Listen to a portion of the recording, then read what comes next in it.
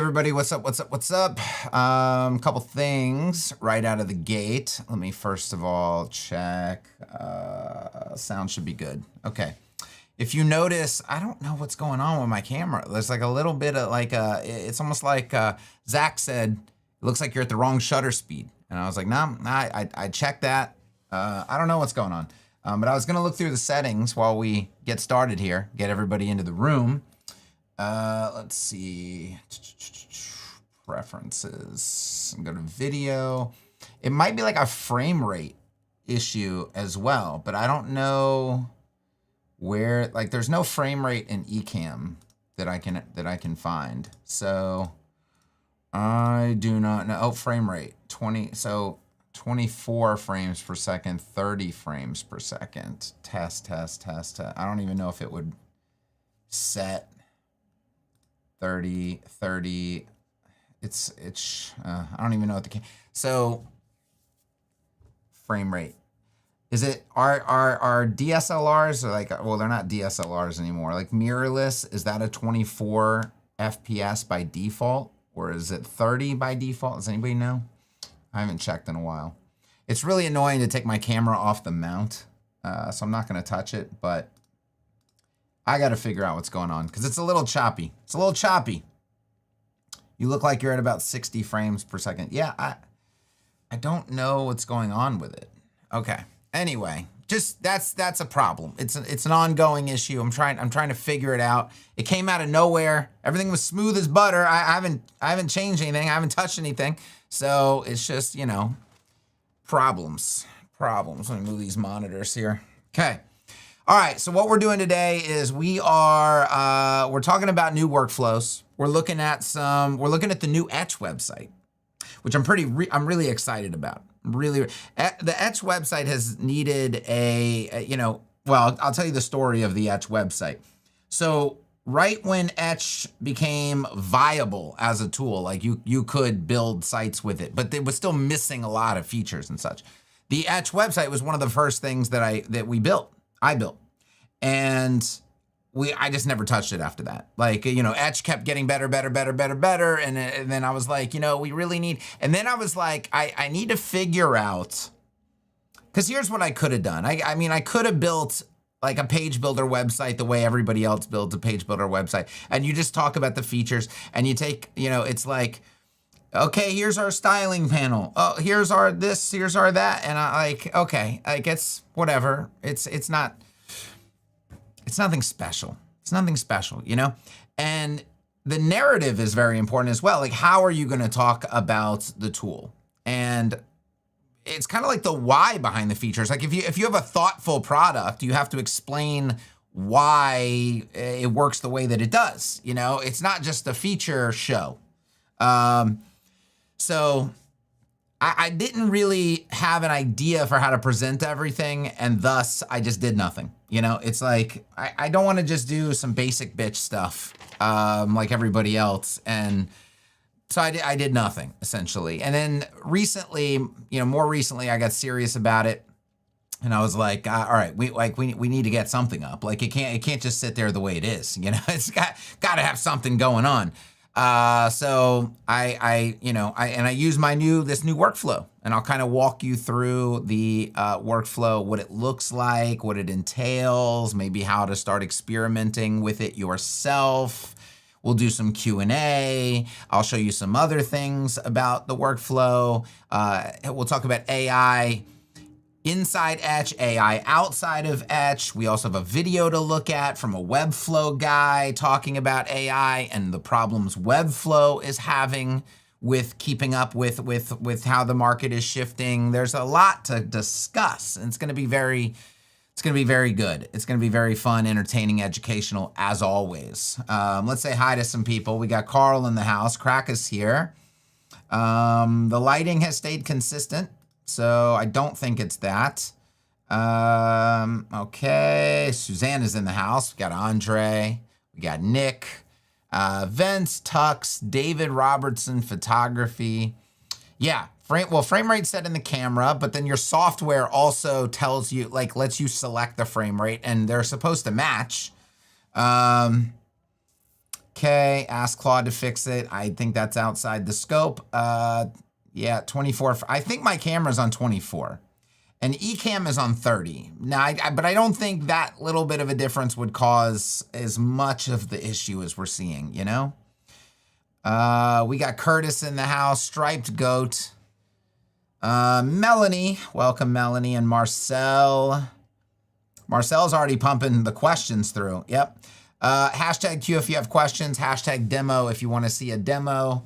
Let's go ahead and get started. We're gonna kick things off just by taking a little bit of a pit stop into Etch Static, or now as it's called Etch Studio, and it's called Etch Studio for a very specific reason. We're gonna talk about Etch Studio, and because I think it's actually much more than what people think thought, which is very exciting and very promising. The prospects, you know, something has been requested from us for a very long time, and we actually think that Ed Studio is going to satisfy it to a large degree, to a relevant degree for a lot of people, without us having to do like a lot of the crazy work that people thought might be needed for something like this. So anyway, that's very coded. It's a very coded explanation, but we are going to get to details on that in just a moment. Let me go ahead and share my screen with you. So this is Etch Studio. We're in Etch Studio right now. There's a couple things to look at, couple updates, okay? Let me scroll back down too so I can see, we can keep with the chat. It's streaming at 30 frames per second. It is 24 frames, maybe frames are being dropped. Yeah, yeah, 100%. That's what I'm thinking. I just don't know how to fix it. So, you know, how do we get those frames back, boys and girls? I don't know. We're gonna keep investigating. So, exciting things. Now, keep in mind what I'm about to show you in terms of this asset manager. We looked at it last stream 2 weeks ago. We looked at it, okay, but more things have happened since then. I just got off a call, just got off an update call, and I said there's two things that have to happen before we move on to the next thing. And one of those things is that what you're about to see needs to be in WordPress. So this is coming to WordPress maybe this week. I don't know. If not this week, it's dropping next week for sure. So for those of you who are wanting the new asset manager to arrive in WordPress, we're very close to that happening. We're very close to that happening. But let me show you something very exciting about this asset manager. So if you, let's see, error loading assets. Oh, I'm not, I got kicked out. Let's try to get back in. Okay. Let's go over here. Let's get my Cloudflare code. Okay, boom. I accidentally hit Command A and got a nice little preview. I don't know what that means. Don't know what that means. What's up, Lizzie? Welcome, welcome. The start of the camera might be on the wrong setting. Well, I mean, I appreciate it. I think we did arrive at that conclusion already, but the question is, what's the setting? What do we change? Okay. All right, let's go into the asset manager. Oh, there's some assets. Okay. Number one would be, one thing I want to see is, did we put a max upload size? Because if we didn't, we can have a lot of fun with this. There's a little eagle. Let's take this. Let's get this eagle. Okay, and we will go into, let's kill Grok. There's Unsplash again. We got a lot of Unsplashes open. Okay, let's go in here. Let's get this in. Oh, I did it too fast. I do this all the time in WordPress as well. Okay, so I just uploaded this eagle. Now, you can do bulk upload, by the way, too. You can grab a bunch of files and drag them in. If you haven't seen the new asset manager, this is the new asset manager. We have, like, you have collections. I can do animals, right? We can get that eagle. We can drag it into animals. Now, the eagle is in animals, okay? This is all fine and well and good. What I would like to show you, this is a 507 kilobyte file. I'm going to turn your attention down here where we have this new button that says compress, okay? I'm gonna go ahead and click on that. and it is going to pull up that image in a kind of 50-50 little split action here. And we do have a new panel up on the right. Okay, I'll zoom in on this real quick. Compression. We have a nice little slider here, which we'll interact with in just a second. Resize. We have the ability to resize this photo, okay? We are converting it. We can convert it to WebP or AVIF or JPEG or PNG during this process. We'll stick with WebP, but we might check a little AVIF action here too and just see how that affects or does not affect the compression down here, okay? And then we can choose to overwrite the current version or preserve the current version of this, okay? I will go ahead and overwrite the current version. Let me see if it'll let me zoom back out. Okay, good. So let's first interact with the slider here. So we got light compression or heavy compression. I can move this over and you're gonna be able to see back and forth depending on the resolution of your screen. I mean, you can see the difference in pixels as I go through that, okay? But this is built-in compression. This is free compression. This is not an add-on situation. This is not costing you anything, okay? It's just convenient. It's just convenient. Now you can see that I'm going from 507K to 136K. Pretty good, pretty good. Let's turn it to AVIF and see what happens. I think there's a little bit of a waiting period while it does some magic there, but that's at 191. So it seems like we're getting better results with WebP in this image. And then I can go ahead and I can hit compress down here. Now, before does compress work with bulk upload? Good question, Nick. We're gonna talk about that in just a second, okay? I'm gonna turn your attention to the icons up here, okay? One being this nice little crop button. And you can actually come in and you can crop this. So I'm gonna say, and you can maintain the aspect ratio as well. So the original aspect ratio, it's fixed. I can't break it, okay? So I will come in here and I will crop this bird. I want a little bit more of a close-up. Let's get it nice and centered. And I will hit, so you can hit okay there, compress over here. We're still working on finalizing all this stuff, but it just cropped it. It just compressed it. Okay, we're at 126.8K now. All good, right?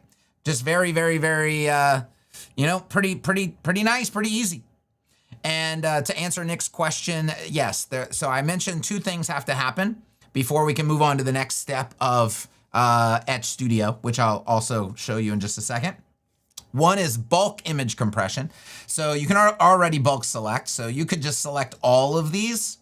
And right now you'll see that the compress button is disabled, but very soon the compress button will still be available and it will open all of these in the grid layout. I'll show you that in just a second right here. It'll open kind of like this. And so you can kind of see all the images you're playing with the compression settings still on the side. And then you can bulk compress all of the options that you selected, which will be nice. That'll be nice as well. Cool. So is this the best news this stream? I don't think so. This is just the warm up. This is just the warm up. You already killed happy files, but I see you wanted to make sure that they stay dead. Yeah. Well, this kills short pixel. You know, this kills your need for, you know, these other add-ons that are required in WordPress to compress images, resize images. I don't think any of them allow for cropping, really. That's native WordPress allows for cropping, but it's not a great experience. So yeah, I mean, this is just another thing that alleviates a part of your stack where you can stay light, you can stay nimble, you can stay native, you can stay unified. This is a unified development environment. I'll keep reminding people of that. It is a unified development environment.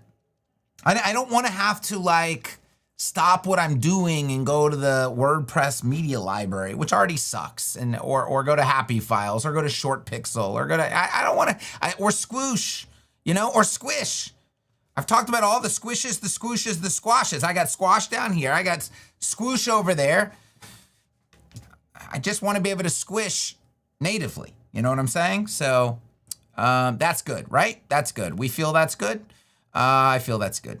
By the way, these will be loopable as well. Okay, I don't think they are currently, but they will be. Let's go to the Content Hub.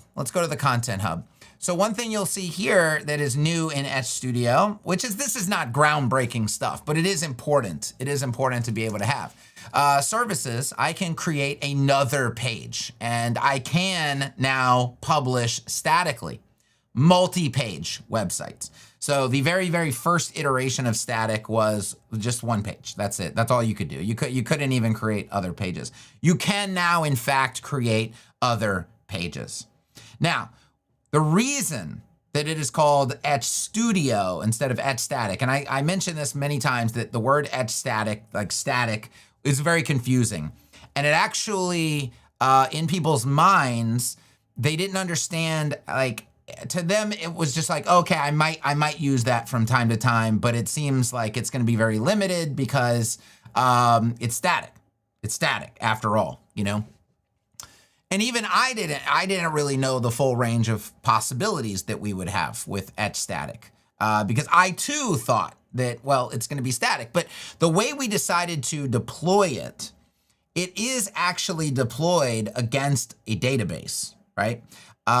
So when I heard that, I was like, well, it seems to me that you can just have custom tables, and you could still have, for example, content types, where I could make a services content type, I could make a team content type, I could make a features content type, I could make a FAQs content type, and then if I have content types and I have a database, that it stands to reason that I could have custom fields as well. Oh, well, we already have those in WordPress through Etch natively, right? Maybe I should open an Etch version.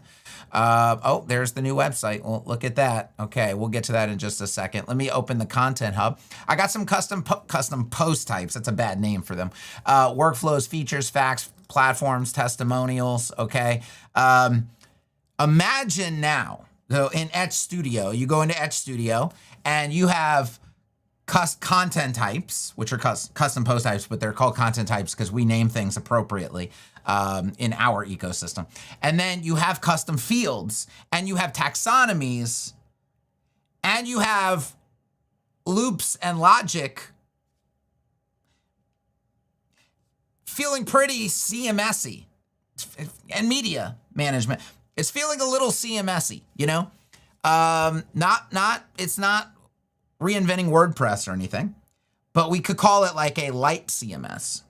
And it would be much more than static, right? Even though the deployment of the final result still is static. It's all the advantages of static, but you also seem to get all the advantages of a light CMS as well. Kind of the best of both worlds, you might say.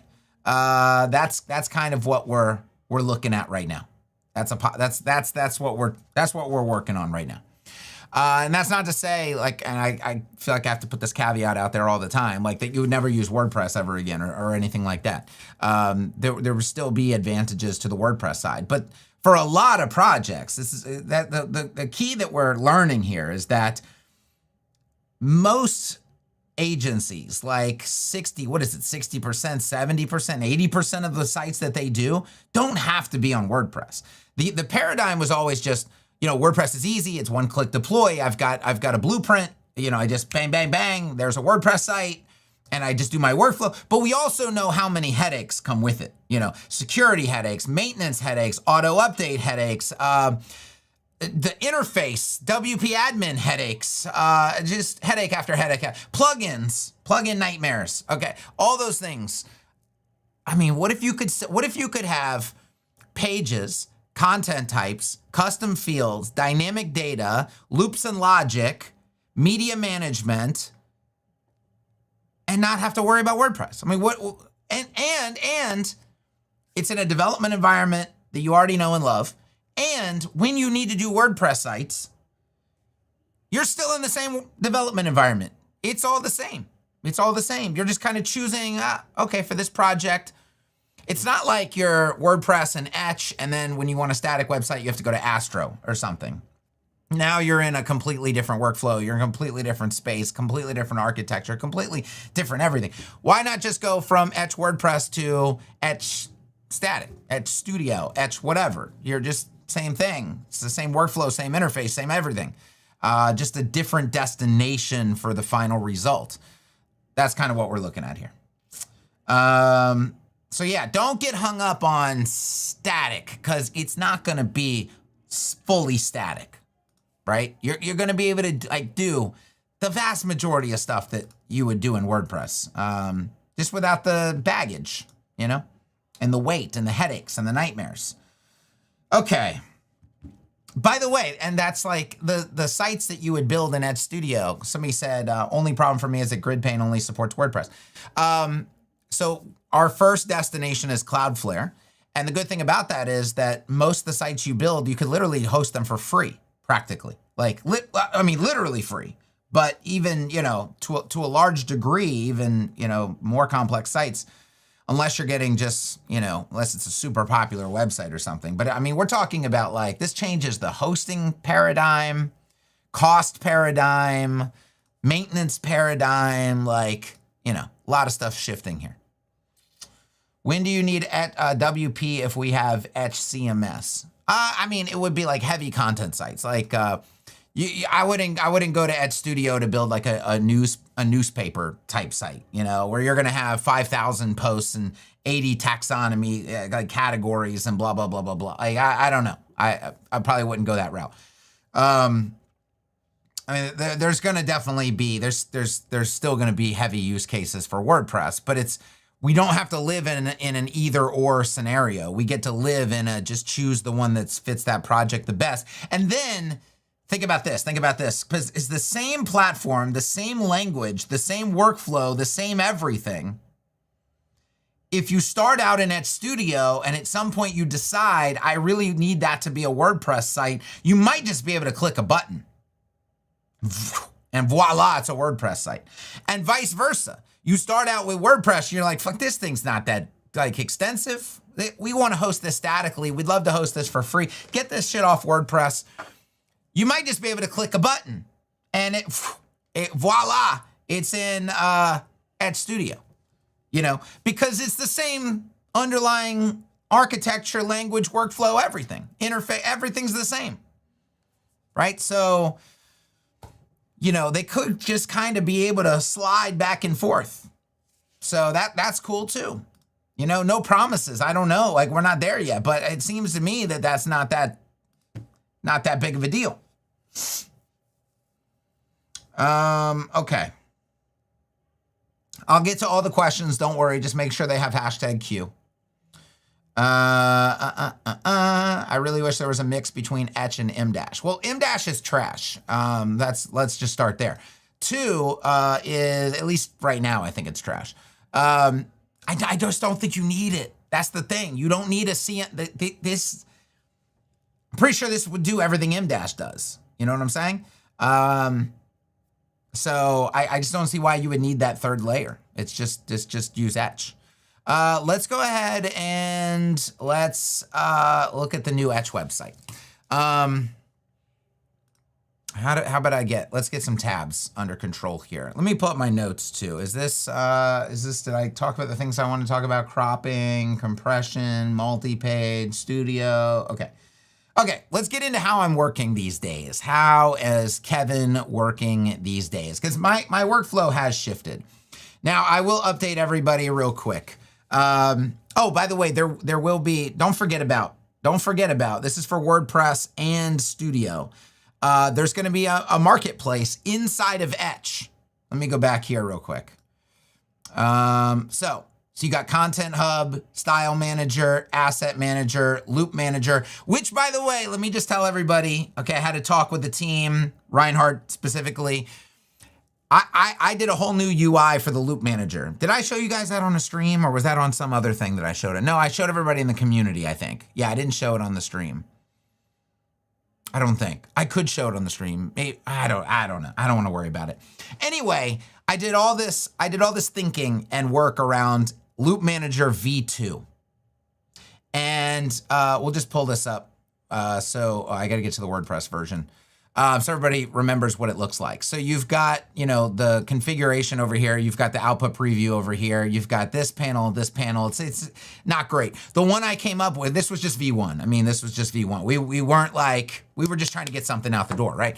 So I sat down, I got this awesome slick V2 done. And it's actually functional, like it works. But Reinhardt was like, that looks great and all. The problem is, I don't think we're gonna need a loop manager.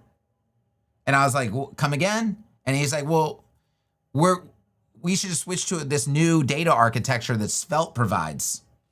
I'm not going to go into all the details, frankly, because I don't understand them. I would just be talking about something I don't know anything about. But Svelte has a new model, and Reinhardt was basically like, yeah, the whole loop configuration concept and the whole you access data, dynamic data from those areas of the database through loops can actually all just go away. To the point where in the new model, you simply have data sources. What is the source of the data? And then the infrastructure that you're building with lets you access any data at any time in any place, even without a loop. And you still have loops, but they don't need configurations like this. It's almost like they're infinitely flexible at the time that you ask for one. And so this whole situation is probably about to go away. And this whole dealing with preset saved loop configuration things is probably going to go away. And it's all going to get way simpler. As it gets simpler, it also magically gets way more powerful and flexible. So that's coming as well. Get excited about that. I'm excited about that. Okay, let's get to the new website.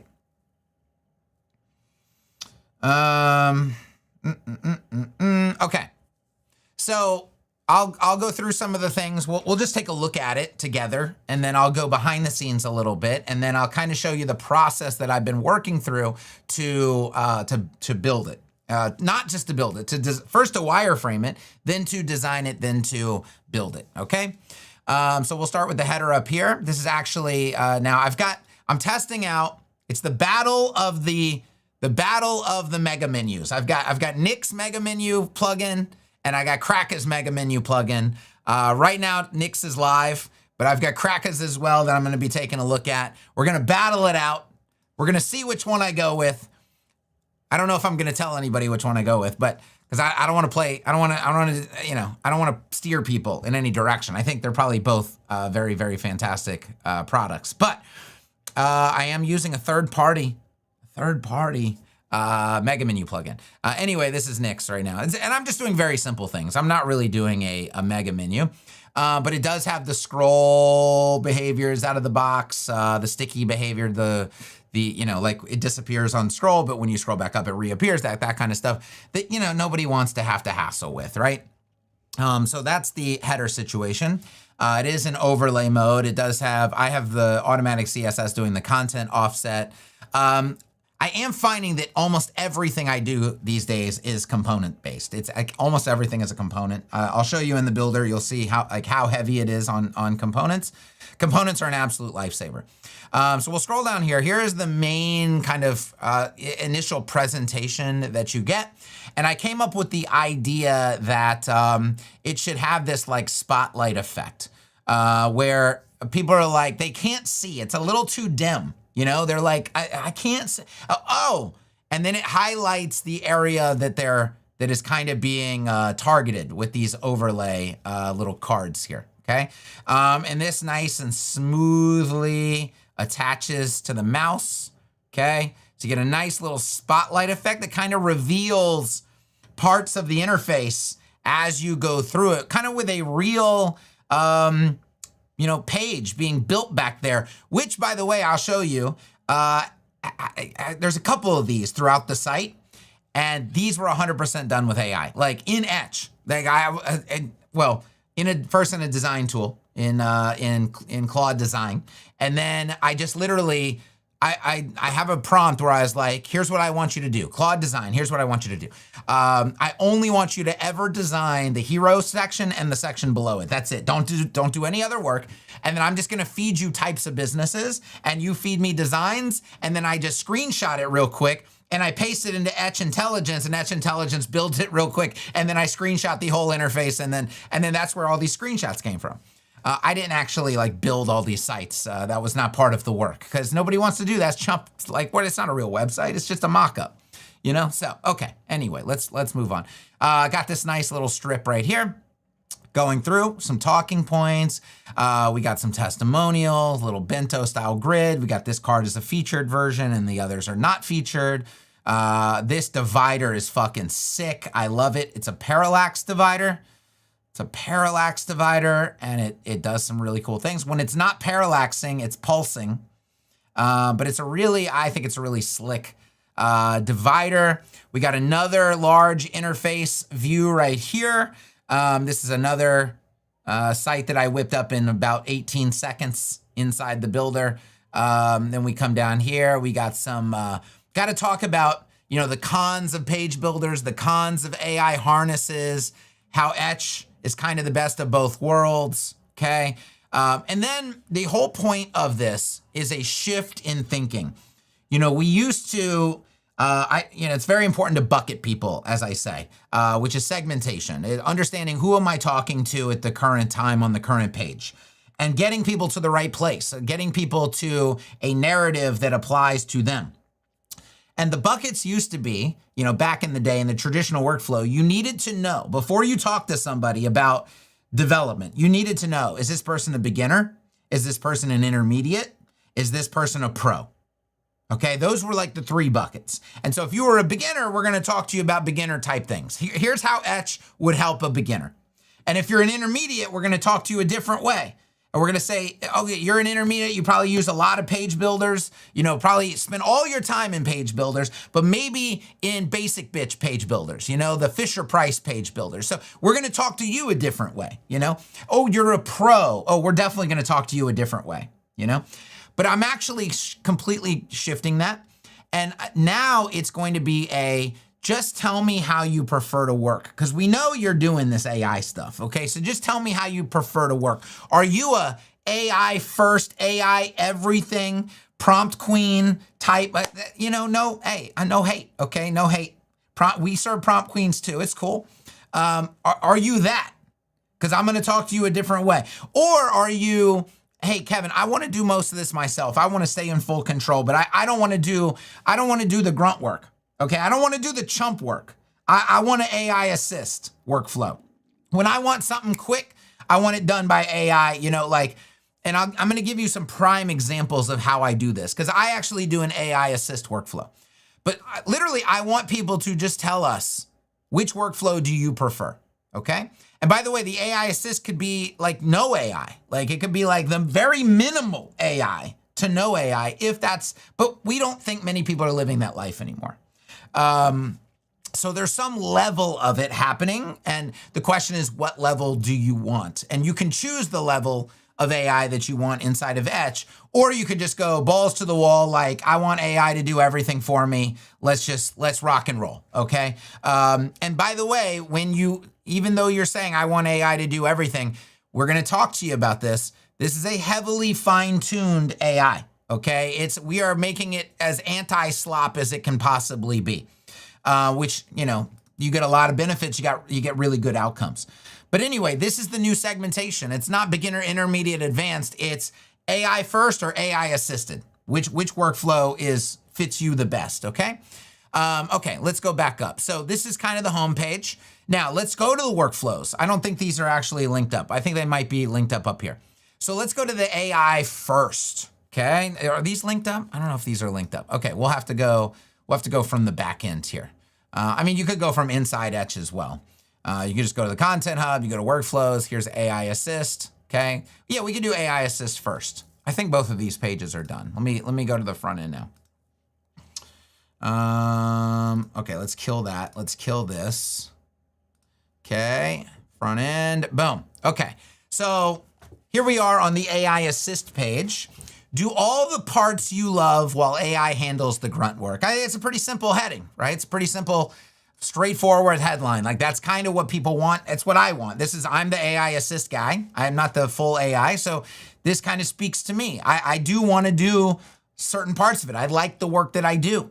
But I don't want to do grunt work. I don't want to do the nonsense stuff. Okay.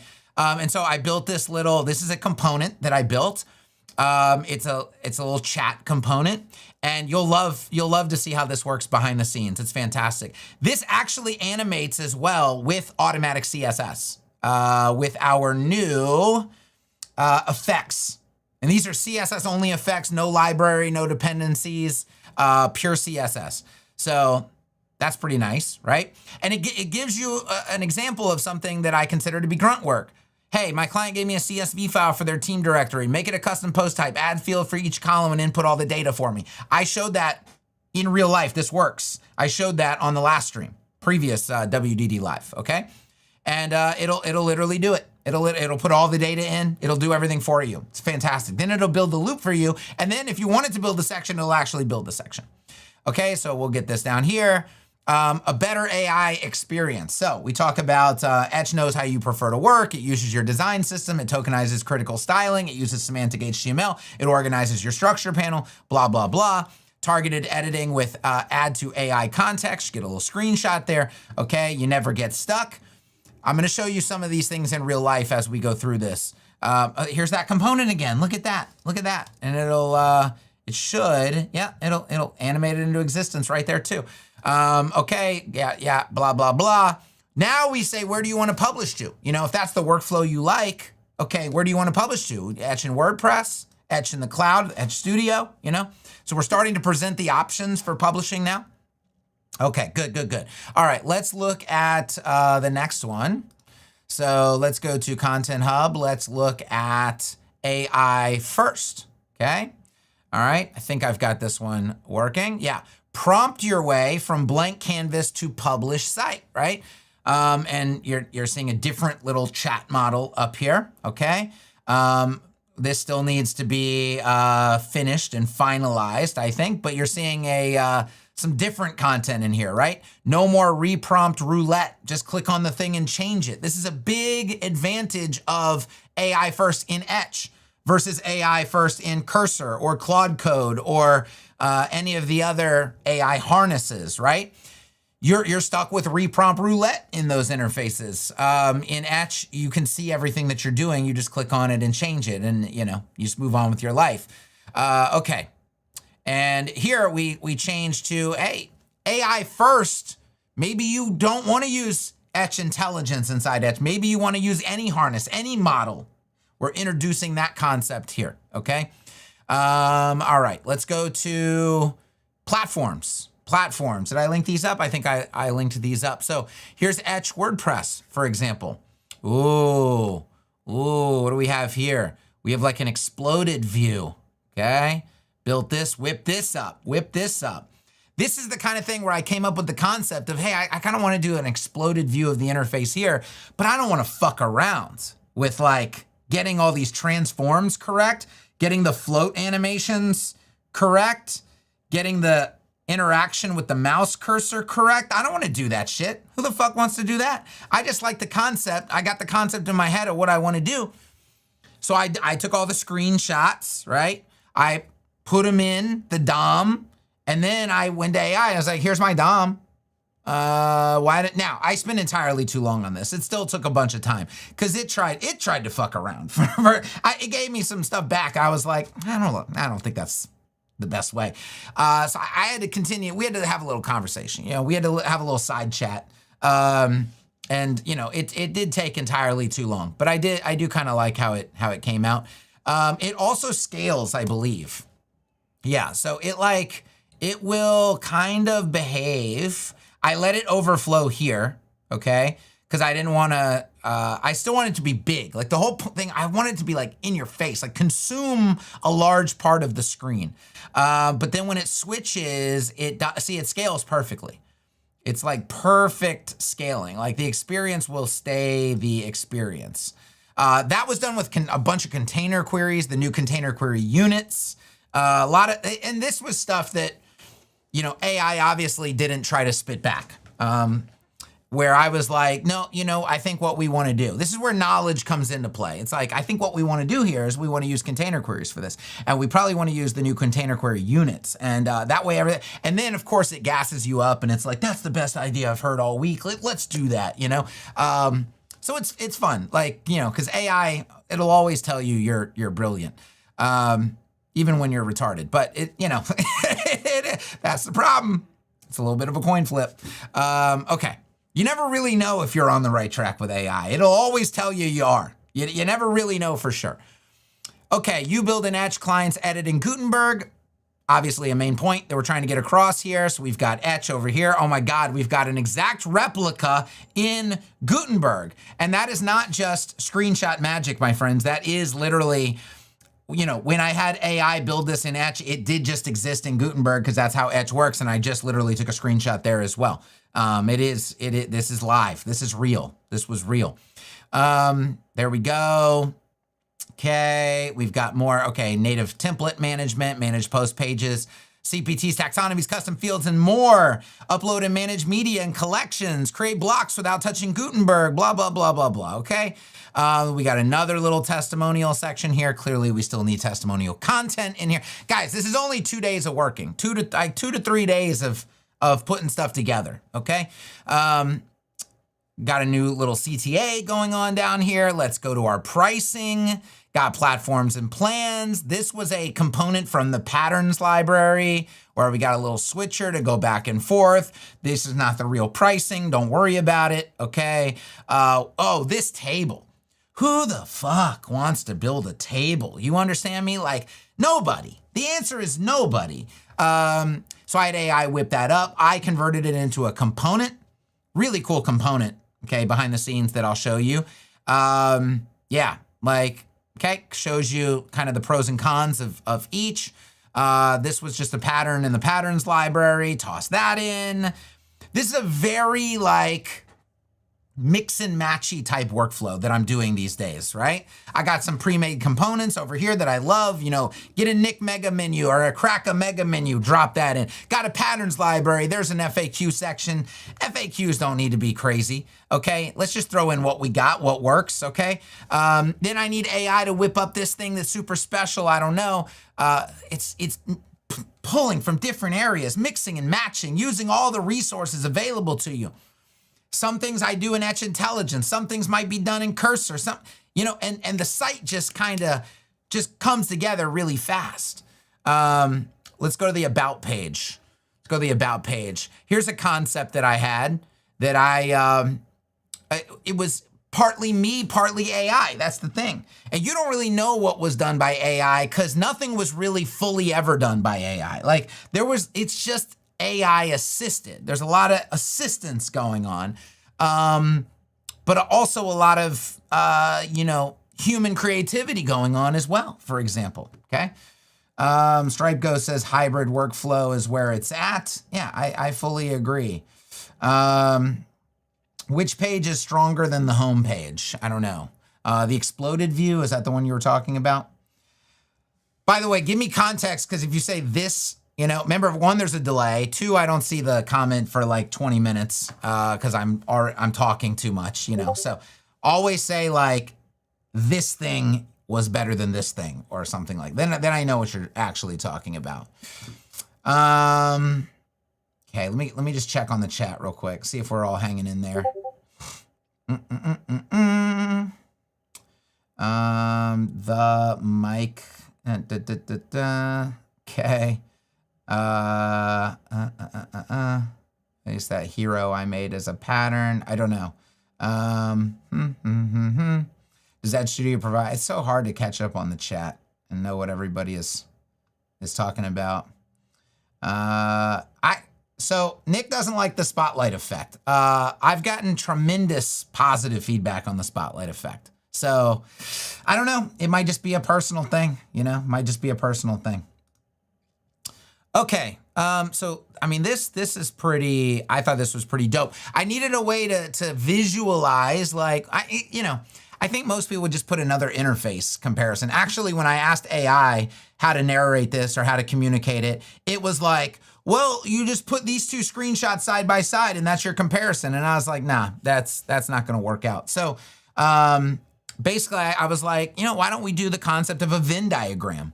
And so then it proceeded to get more and more like, okay, we can make each one an accent color, we can use radial gradients, then we can have an overlay effect, and then it can just sit there and hover kind of as we go.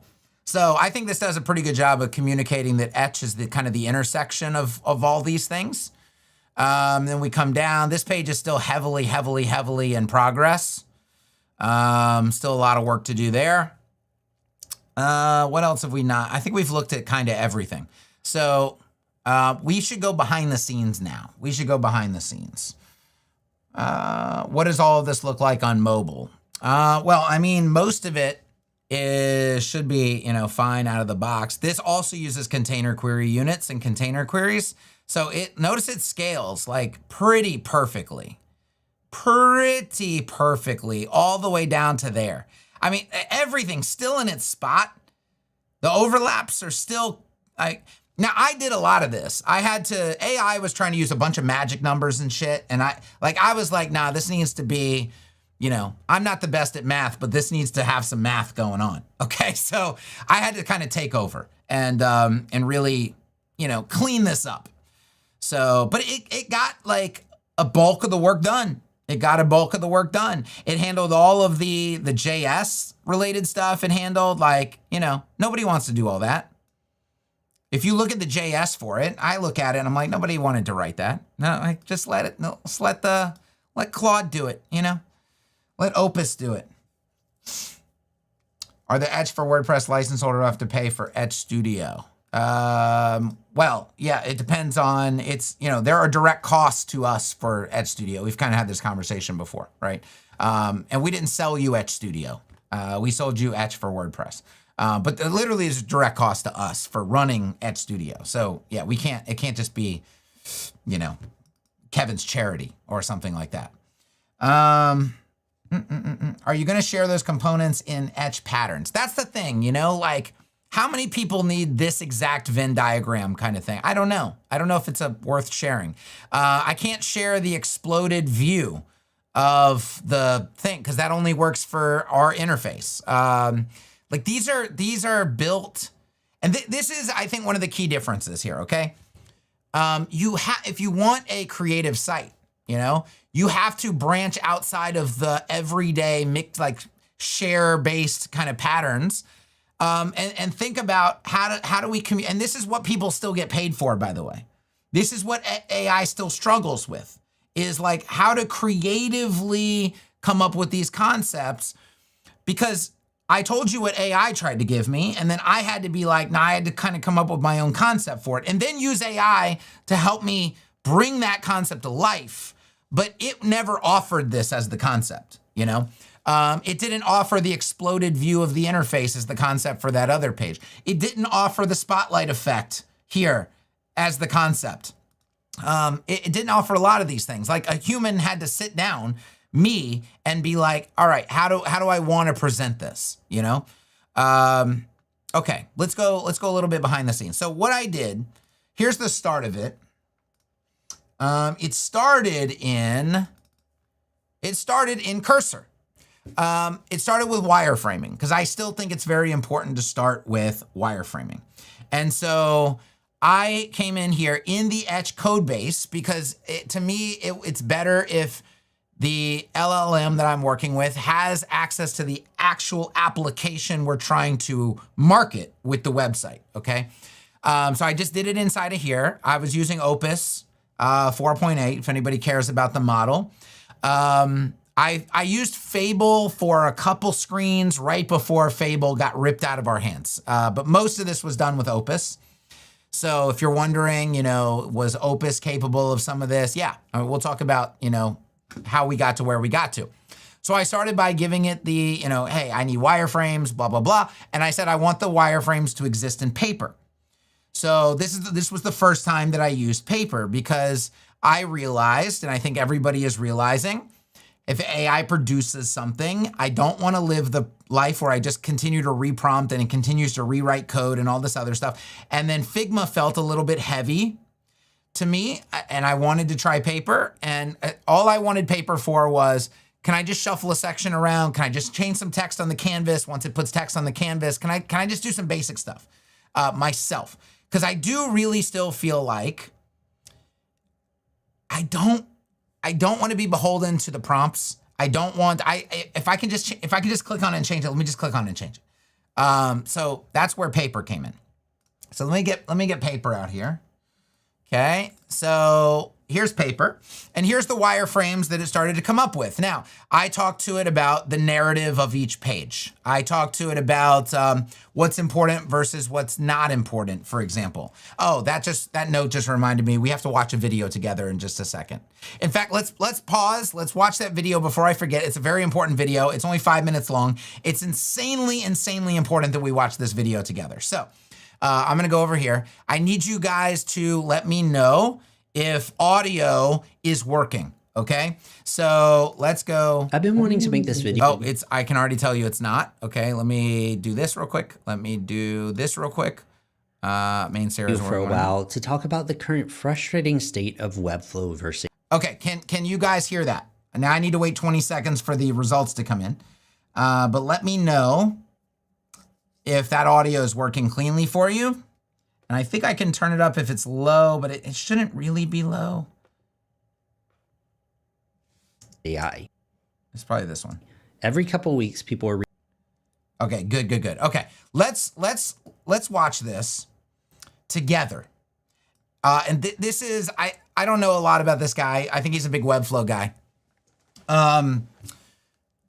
What he says and outlines in this video is so absolutely important for everybody to understand. And it actually echoes so much of what I've been saying, what I've been predicting.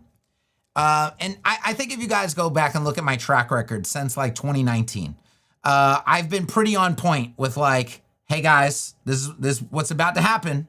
This is what's about to happen. Prepare yourself or make a switch or whatever.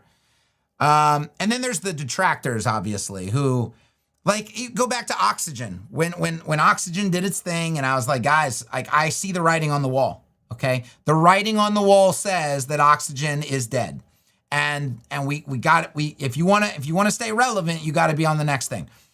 And people are like, that's insane. You just hate Oxygen. Blah blah blah. Okay, where are we at now? Not a single fucking person talking about Oxygen of any relevance. Okay. And then, I read the writing on the wall with Era 3 to Era 4. Hey, and people were like, that's crazy. Just some people.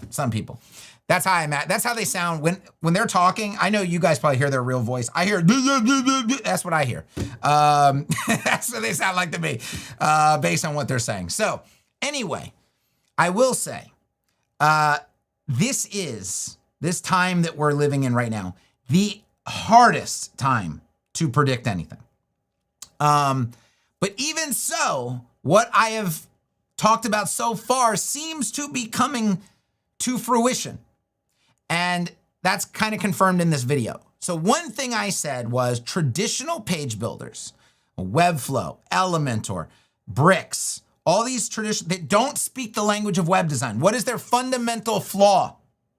They don't speak the language of web development and web design.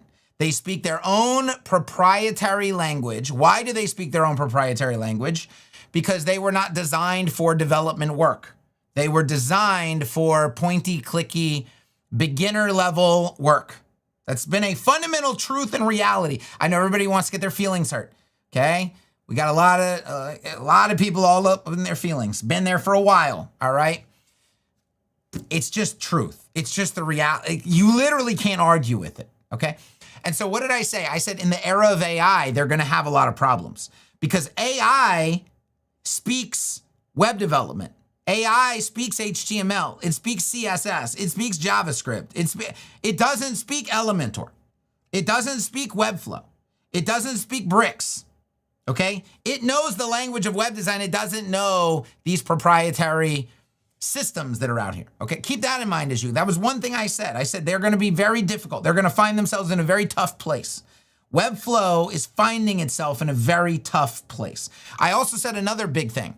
I said I don't think everybody is going to run to straight LLM-based code. Okay, they are right now for testing purposes. They are they're going to snap back into reality soon. Okay.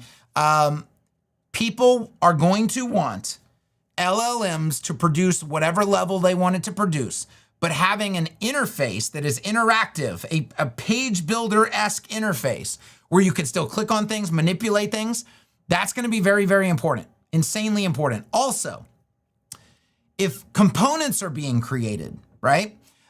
If loops and logic is being implemented, we still want to be able to interact with those things without reading the underlying code, because reading the underlying code is the hardest and most time-consuming part of LLM-based production, okay? So if you have an interface that can abstract what AI is doing still into like a component UI, a loop UI, a conditional logic UI, that's insanely valuable. And that's what's happening in Etch. So you see that an LLM is able to easily go in and create a loop, conditional logic, and a component with props. And I don't have to look at any of the underlying code. I can still interact with the UI version of the component, and I can add my own props if I want to. I can change props that are there. I can set values. And then, of course, you have the client editing aspect. That's another big underlying part of AI that's missing. You can LLM things into existence, but clients can't edit them. Okay, so remember that Etch has the client editing interface built in, at least in WordPress, in the form of Gutenberg. There will be a layer in Etch Studio of client editing. It will look very different. It will look as magical as you would expect it to look. But client editing is a big missing piece, okay? We must have this Etch-like unified development environment to really, really, really do the work we want to do without the limitations. There are limitations to LLM only. There are limitations to page builder only. The LLMs and the page builders have not been able to bridge that gap. There is one tool that bridges that gap right now in existence, and that is Etch, okay? That's why we're ahead. And you're about to see, like from this guy, not me. Let this guy tell you, okay, why we're ahead. He's going to talk about the problem. So let's watch this together. I've been wanting to make this video for a while to talk about the current frustrating state of Webflow versus AI. Every couple weeks, people are reaching out to me saying they're moving off Webflow to AI-assisted builds. And in a lot of ways, this makes a lot of sense because Webflow's current offerings for AI are pretty limited. First, Webflow launched the MCP, which allows Claude to connect to Webflow through an app where it can build out sections using native Webflow elements. And this is usually very slow, very token hungry, and creates pretty basic and boring designs. I think a lot of the reason for that is Claude isn't best suited for working with a proprietary API. It doesn't think in commands like add heading element to page. It works best when it can write code directly and review the code it's writing in real time. That's critical. Critical to understand. That's why I created the HTML to Webflow converter from modin.club. It allows us to easily get a section that Claude builds into Webflow, but then once it's in Webflow, it's much harder for AI to continue iterating on it. We usually have to re-import the whole section. This is so fundamentally important to understand. So Webflow does not speak HTML. So he had to build a converter where you could take HTML and convert it into Webflow, okay? But then he ran into another problem. What is that problem? When you're using AI, if AI doesn't have context as to what you've already done or what already exists, it can't change what already exists, and it can't build based on what already exists, right? This is why in Etch, this is so critically important. Right-click, add to AI context. Okay, we'll do some of this live in a minute so you can kind of see how this stuff works. But you have to be able to feed the context of what already exists into the LLM if you want to do something specific. okay? Or you want to do something based on something else. So he's realizing in Webflow that that was not an option, okay? Even after the converter was built, okay? Check this out. Which brings us to the next tool Webflow created called Code Components. And it's been really frustrating to me to watch Webflow focus so heavily on this because they're kind of their own island separate from the rest of the Webflow site. They'll often be built with React or Tailwind using different styles, different layouts and classes than the rest of your Webflow site. And in my opinion, it's a lot like throwing everything in a code embed. Sure, you can move fast that way, but it defeats the purpose of using Webflow in the first place. And I've never really seen anything built with code components that couldn't be built with regular Webflow elements. I think people are mainly just using it because it's the only viable way currently for AI to continue iterating on a section once it's already in Webflow. So that brings us over to moving completely to AI instead. And I've been doing this recently for some of my more personal projects. I didn't create this guy. Guys, don't disrespect this guy. He's got 58,000 subscribers. He's got more than me, okay? Just And some of the reasons for that is... Plus, he needs some milk, okay? Like, I don't, it's not me, dog. I know we're wearing the same shirt. That was completely random. Webflow bandwidth can get pretty expensive for a personal project. For a serious client, it's usually not an issue. So he's also speaking now to another downside of Webflow, obviously, which is it is a proprietary closed CMS builder situation where they limit I think they limit the number of like post types you can have. They limit a bunch of stuff. They charge an arm and a leg. Like if your site gets popular and you get spikes of traffic, I mean, you're gonna get spikes of bills and invoices too, okay? They rake people over the coals. So that's another downside. You also don't own your data in Webflow. Big problem, right? But when I'm building something, I'm thinking, if this takes off, do I want to be paying those Webflow bandwidth prices, or do I want to host it somewhere cheap or even free in a lot of cases? And then if I'm building something myself, it really doesn't need a really smooth editing experience or a collaboration or anything like that. So for personal tools, I've been having a lot of fun just moving it over to sort of AI-assisted coding sort of workflows.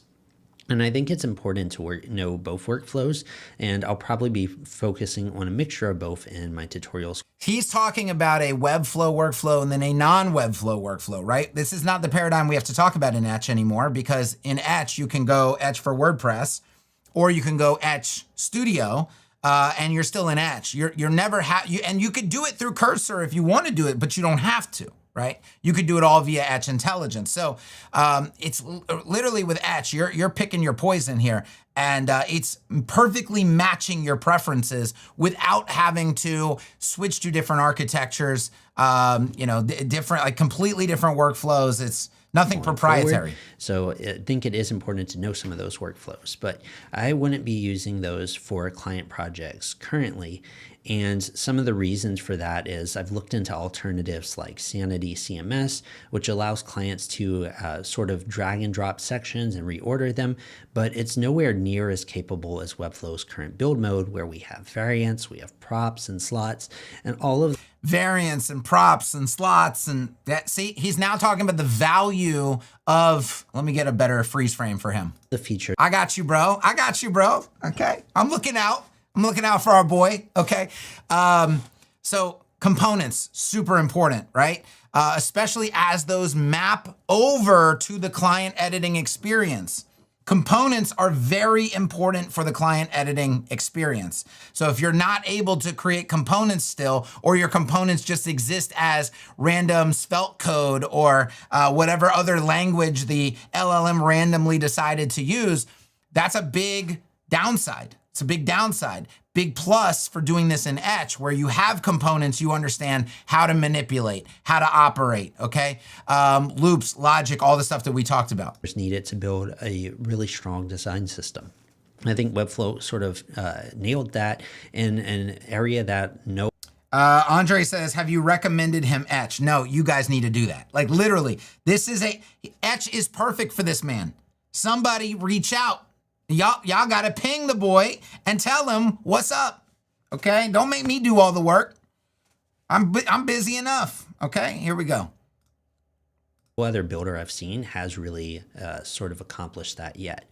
So I am keeping an eye though on tools like Ship Studio, which recently went open source. I'm in the Slack channel for it and people are building on top of it. There's like a navigator now where you can drag to reorder elements. There's a style panel.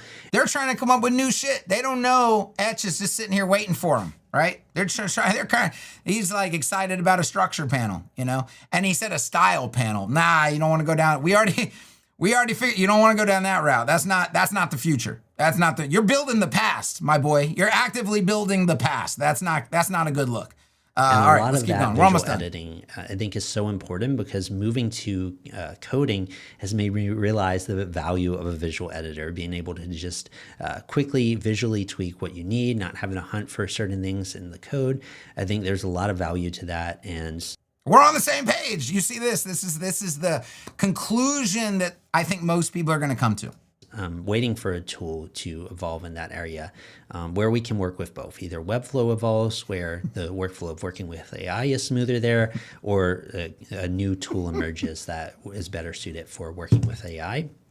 I don't know what the future holds or where things are going to go, but I know personally I'm working with teams and we're working on some of the biggest projects I've ever tackled in my career, and we're bringing in freelance. That's good to hear, by the way. Right? He's not saying, hey, I mean, we're cooked. I'm broke. We got no projects. Like, listen to what he's saying. They're working on some of the biggest projects they've ever worked on. Freelancers to help with that. But when I talk with freelancers directly, a lot of them are either struggling to find work. Neil says a lot of these Webflow guys are anti-WordPress, though. That's okay. Etch isn't just for WordPress, okay? Trust me. He'll love Etch Studio. Hold on. Or they're trying to cram more into their package to justify the same price point. But I think you never want to be in a place where you're competing on speed and on price. And that's really where AI, if we're not careful, can cause us to go. We want to be just highlighting our expertise, our unique point of view, those things that are less competitive. And for that type of thing, I think I would just encourage everyone to just kind of shift up market, focus on higher level projects that require accessibility, well-built design systems, clean structure. Those type of things may not seem the most exciting on the surface, but they are so much more peaceful usually to work on. Okay. So we got this. We don't need that anymore. Okay, let's make sure that's muted. Can I close? Okay, good. I switched to Helium recently, by the way, which I'm actually, Nick mentioned it on X, and I was like, I'll check it out. I love it. It's fantastic. It's like, coming from Brave, it's very similar, but just like seems to be way better and more polished in a lot of ways. So yeah, if you're interested in that. Okay, oh, this was the Claude design. Okay, I'll show you guys that in just a second. Let me get back to paper. Okay, anyway, you guys heard it from him. Heard it from someone different. This is where things are going. This is how the workflow is evolving. Okay, so here is the wireframes that it came up with. Blah blah blah blah blah. You guys understand how this all works for the most part. This is the features thing I haven't built yet, which it did come up with something that I think is pretty promising. Okay, and then I was like, let's go high fidelity. Let me go over here. Let me zoom out. Okay. This is what it had offered as the hero asset, right? Which I was like, yeah, all right. It's a little basic, bitch. It's whatever. It is what it is. We might use that somewhere else. I don't know. But as you can see, like I rejected this and I just kind of went off on my own and did my own thing here. This, and keep in mind, this was not, so what you're looking at right here was about the 8th round of like, that's not working, dude. No, that looks too AI. No, stop doing this. Stop doing that. Stop doing, I had a whole damn conversations over and over and over with it. Finally got to the generalized area of kind of how we wanted to go, right? Had to do a lot of like, overrides essentially. But then I was like, all right, I got enough of the general direction where I can, like, let's just get started building, right? Most of the building was done by me. So I didn't just hook this up and go, now build it, okay? For a few different reasons, let me go into the actual builder. Let's go, what is this? Oh, I'm zoomed in on something. Okay, and let's make sure we don't have multiple instances open. That's always dangerous. I wanna take a look at some of these components that I built, which AI can't currently build. Like the cursor via API route could do it, but they're still dangerous. We're working on the, I think we're calling it a connector. We're working on the connector right now. That'll make that a lot safer. So I didn't want to go that route because it has some dangers, it has some downsides. And Etch Intelligence isn't currently, Etch Intelligence is the native AI inside of Etch. This is capable of lots and lots and lots of things, as we'll see. We'll do some experiments and such, but it can't build components yet or anything on that side of things. So just notice here at the, so in the hero section, the intro is a component. I've got a hero mock div. Now this will be turned into a component at some point. So that will become a component. The floating badge situation is also a component where you could just drop these in. You put a label in. I'm actually using, what am I using for these? No, that's fine. It's all static stuff. You could position it, inline position, block position, and throw an accent color in. I'm gonna mention two things about color at some point here that are just absolute, literal game changers for doing accent colory type stuff, but just color management in general. That I think if you're not using this, you're behind. Like you need to get up to speed on how this is being done. So the ticker, let's look at the ticker for a second. So I built the container for it, right? So I threw in the text, I did this, blah, blah, blah. I think this is looped, right? Is this looped? Yeah. And then I just duplicated and looped, and I just duplicated the loop, which is nice. So it's literally only one piece of text, and then it loops through from an object prop, okay? This is the object prop right here. So it's just static data, and it just loops through this object right here. But I did that all statically, and then I was like, okay. And so I came in here to the ticker, and I said, add to AI context, which puts the ticker in the AI chat. And then I said, animate this to be a ticker. Bam, bam, bam. And it was like, here you go. Here's the keyframes. Here's a couple of things to add to CSS. And I was like, thank you. And then it just became a ticker. So this is what I'm talking about, where I didn't need it to, I didn't need to go through the process of like, can you build a ticker and then see what it does? I was like, dude, you know how easy it is? First of all, I wanted it to be a JSON loop. So that was already going to be another, situation in itself if I was asking AI. But I myself was able to throw a box in, throw a text element, right click, wrap in loop, throw the JSON object in there. And then I got to the point in about 20 seconds where I was like, okay, it's ready to be a ticker. Do I want to write the JavaScript to make it a ticker? No. Do I want to mess with trying to do this with vanilla CSS? No, because I've done that in the past and it has problems. There's edge cases and it's not there yet. Like the best way to do a ticker, in my opinion, is with JavaScript. I don't know how to write the JavaScript to make it a ticker, nor do I want to. So I was able to use my AI assisted workflow where I built the ticker. It doesn't function as a ticker. I added the ticker to the AI context, animate this to be a ticker. It goes, here's your keyframes. Here it is. Here's your JavaScript. I pasted it in. It's now a ticker. Now I move on with my life, right? That is a perfect example of an AI assisted workflow. Then we come down here. Okay, these are going to be components. This is all going to be component based. These are components. These are component. Everything's a component now. Everything's a component now. And building components in Etch is insanely easy and efficient and fast. Let me go to one of the workflow pages.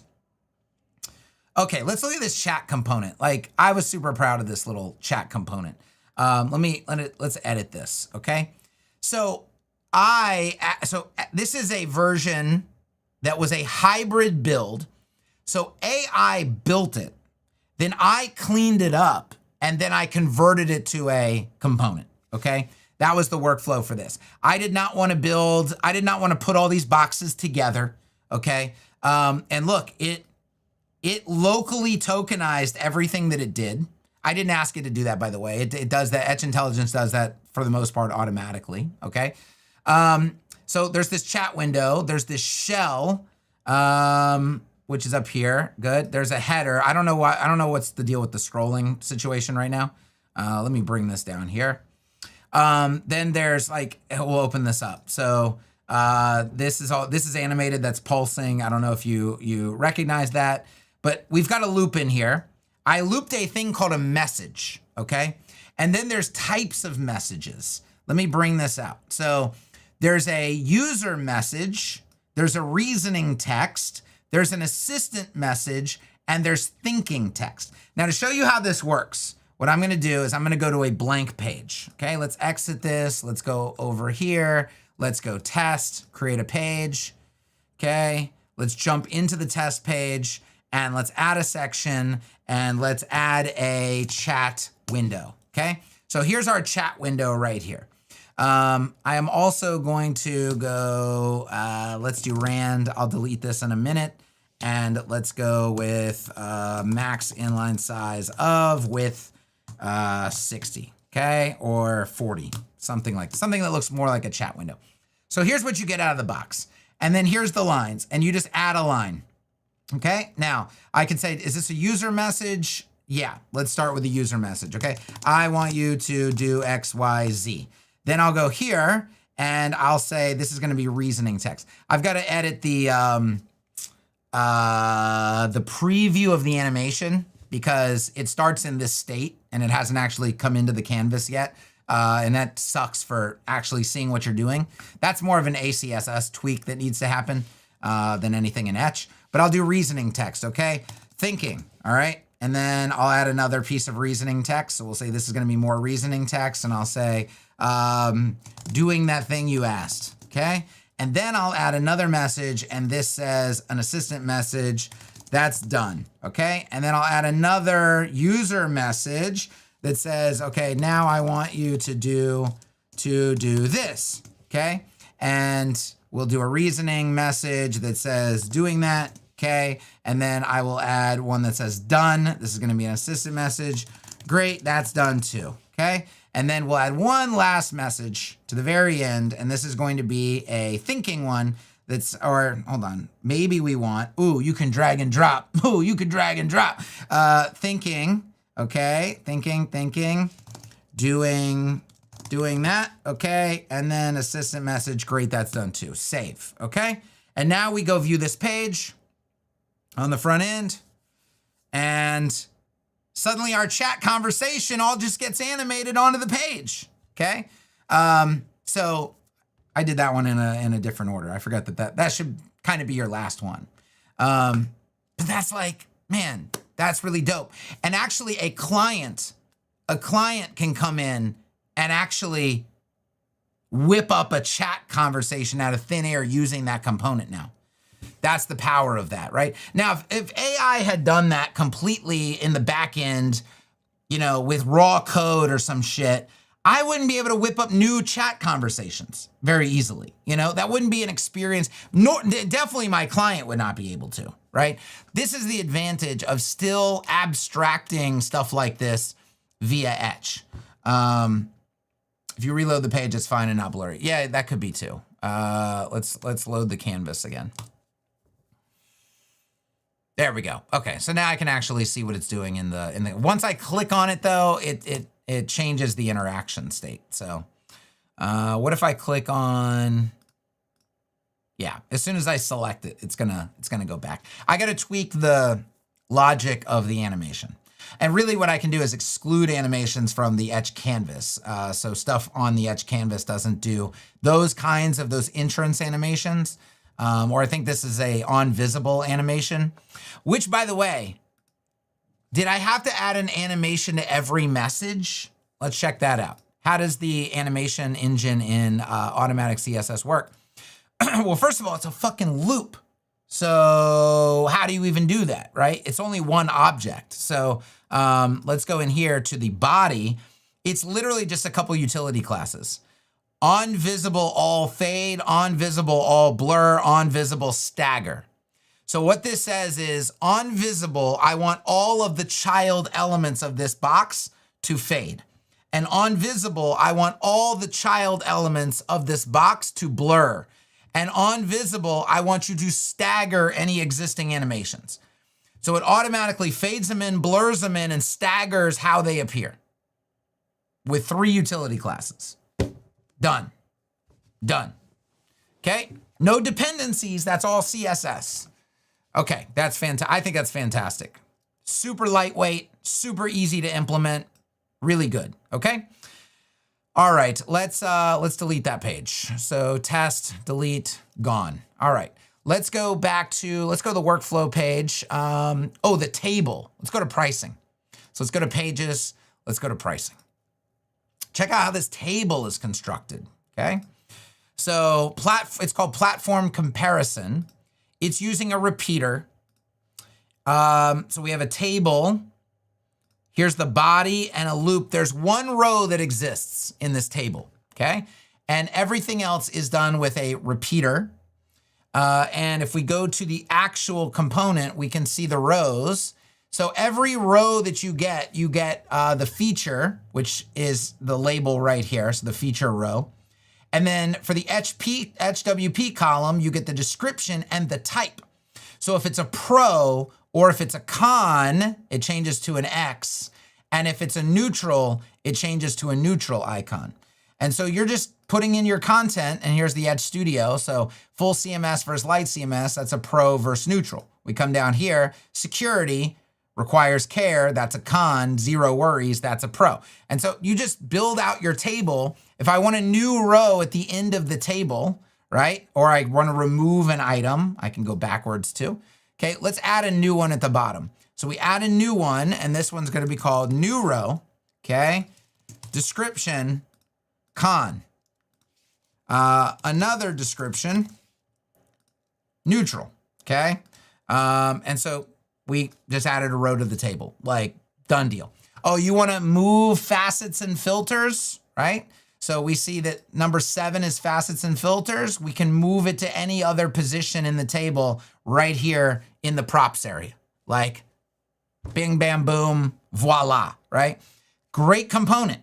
Anytime I need a comparison table, pop it in, decide my content, move on with my life. Really, really good. This is how I'm choosing these grain dividers, right? So how easy are these to use? You put them in between 2 sections, tell it what the top seam color is and the bottom seam color and how high you want it to be. Done deal. Move on with your life, right? So like imagine that was a red section here. You could just write red right there. Now it's going to blend in. Like almost everything is component based. So how did I do this? I used AI to wireframe things to get an idea of how we were going to put the narrative of each page together. Then I told it to do a high fidelity version of that. I went through multiple rounds of conversations of like, that's not good enough. That's not good enough. That's not good enough. You got to change this. You got to fix this. To get it to a point where it was like, okay, now it's feeling kind of more the way that I want it to feel. Then I went into Etch. I started building it. Anytime I got into a situation where I was like, I don't fucking want to do that, I just asked it to do it. And then I cleaned it up, buttoned it up, and then moved on with my life. This is kind of the way that I'm choosing to work these days because it's kind of a perfect blend of everything. Let me give you an example. Let's go to local here. Let's look at a small example of something, okay?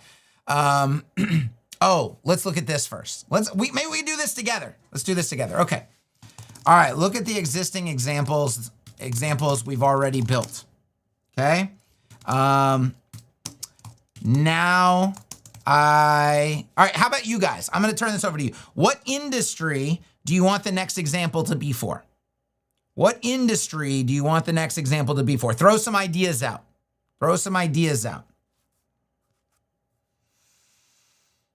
I'll read the chat while you guys are doing this.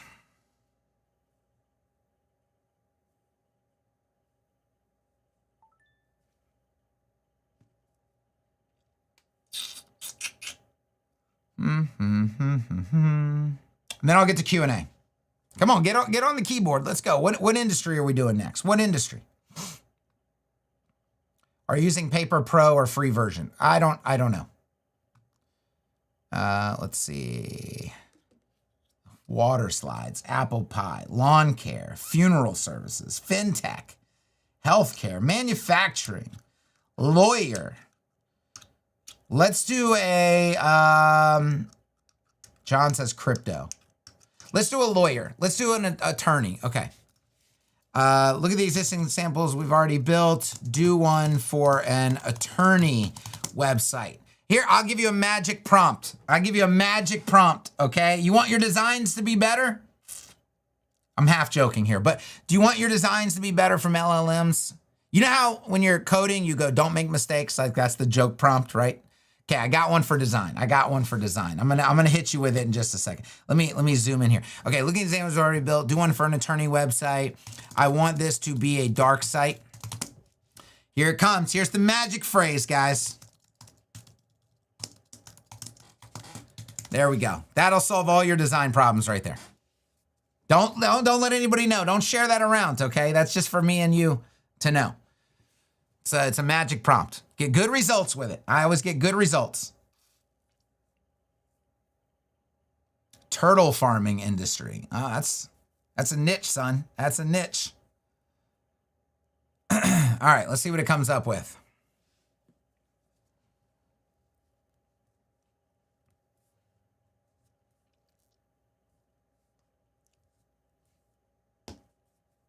It's doing a lot of thinking. It's mulling a lot of stuff over.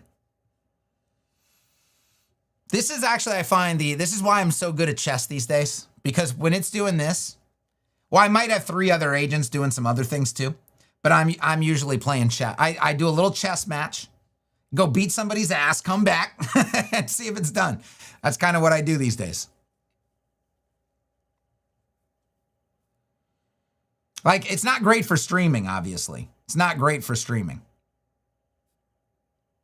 Because you got to do a lot of waiting. Should I play chess in the interim? That's the question. Should I play chess? Or is there something else you want to look at? Or should I just do Q&A? Maybe I should just do Q&A. Was there anything else like worth looking at here? I don't know. I don't know if there's anything else worth looking at. All right, let's go. I could switch over to Q&A here. Let's do some Q&A.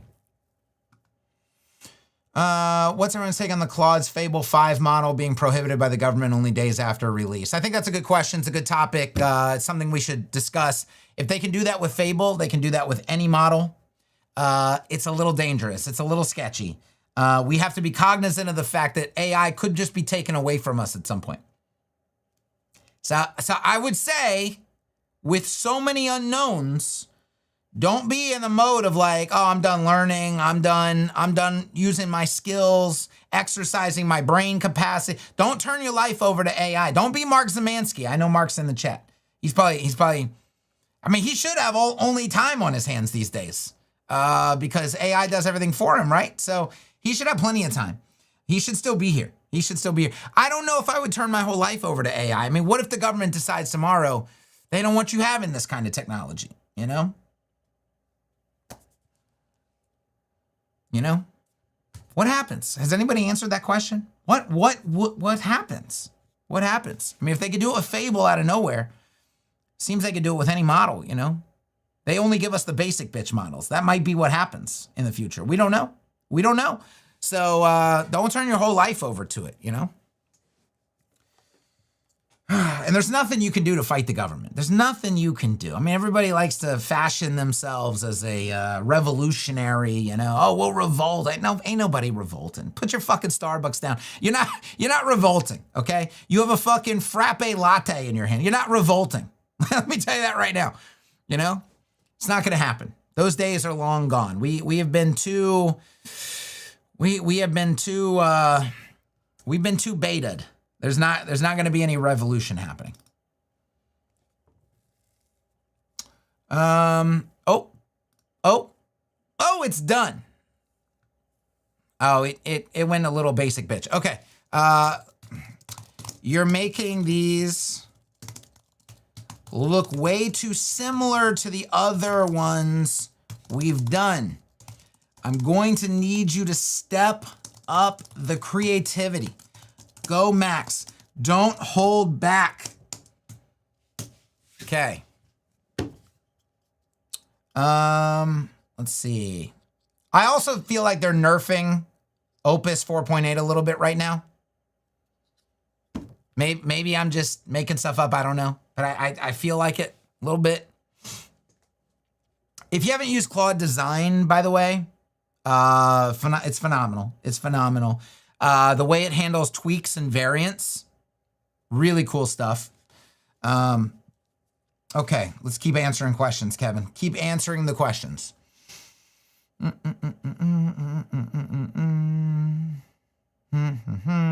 Are you going to show us how you connected Etch API to the IDE? There's a connector maybe coming out this week, so there's no point.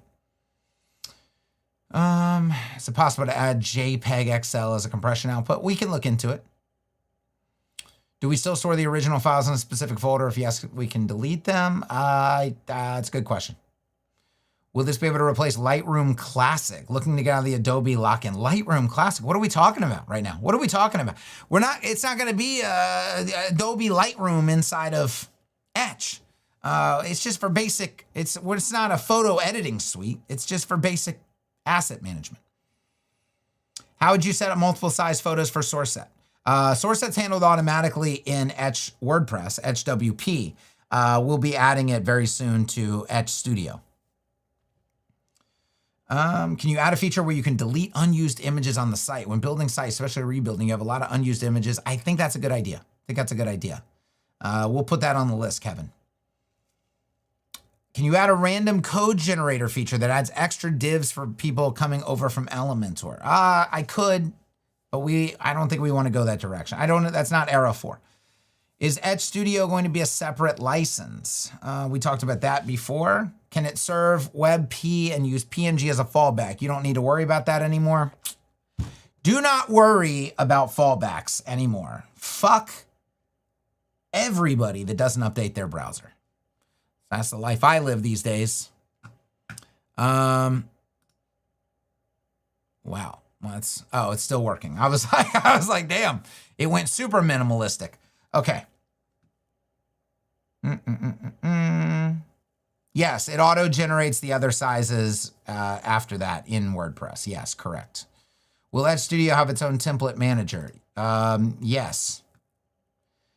Did you think about programmatically assigning collections? For example, I have 16,500 images on the site, mostly upload. This guy right here, by the way, is why Etch Studio can't be free. This motherfucker about to upload 16,500 images on our server, okay? That's why, thank this man right here for why it's not gonna be included in your LTD, okay? No, I'm just joking, we're playing. But no, seriously, this is like, obviously that can't be free, right?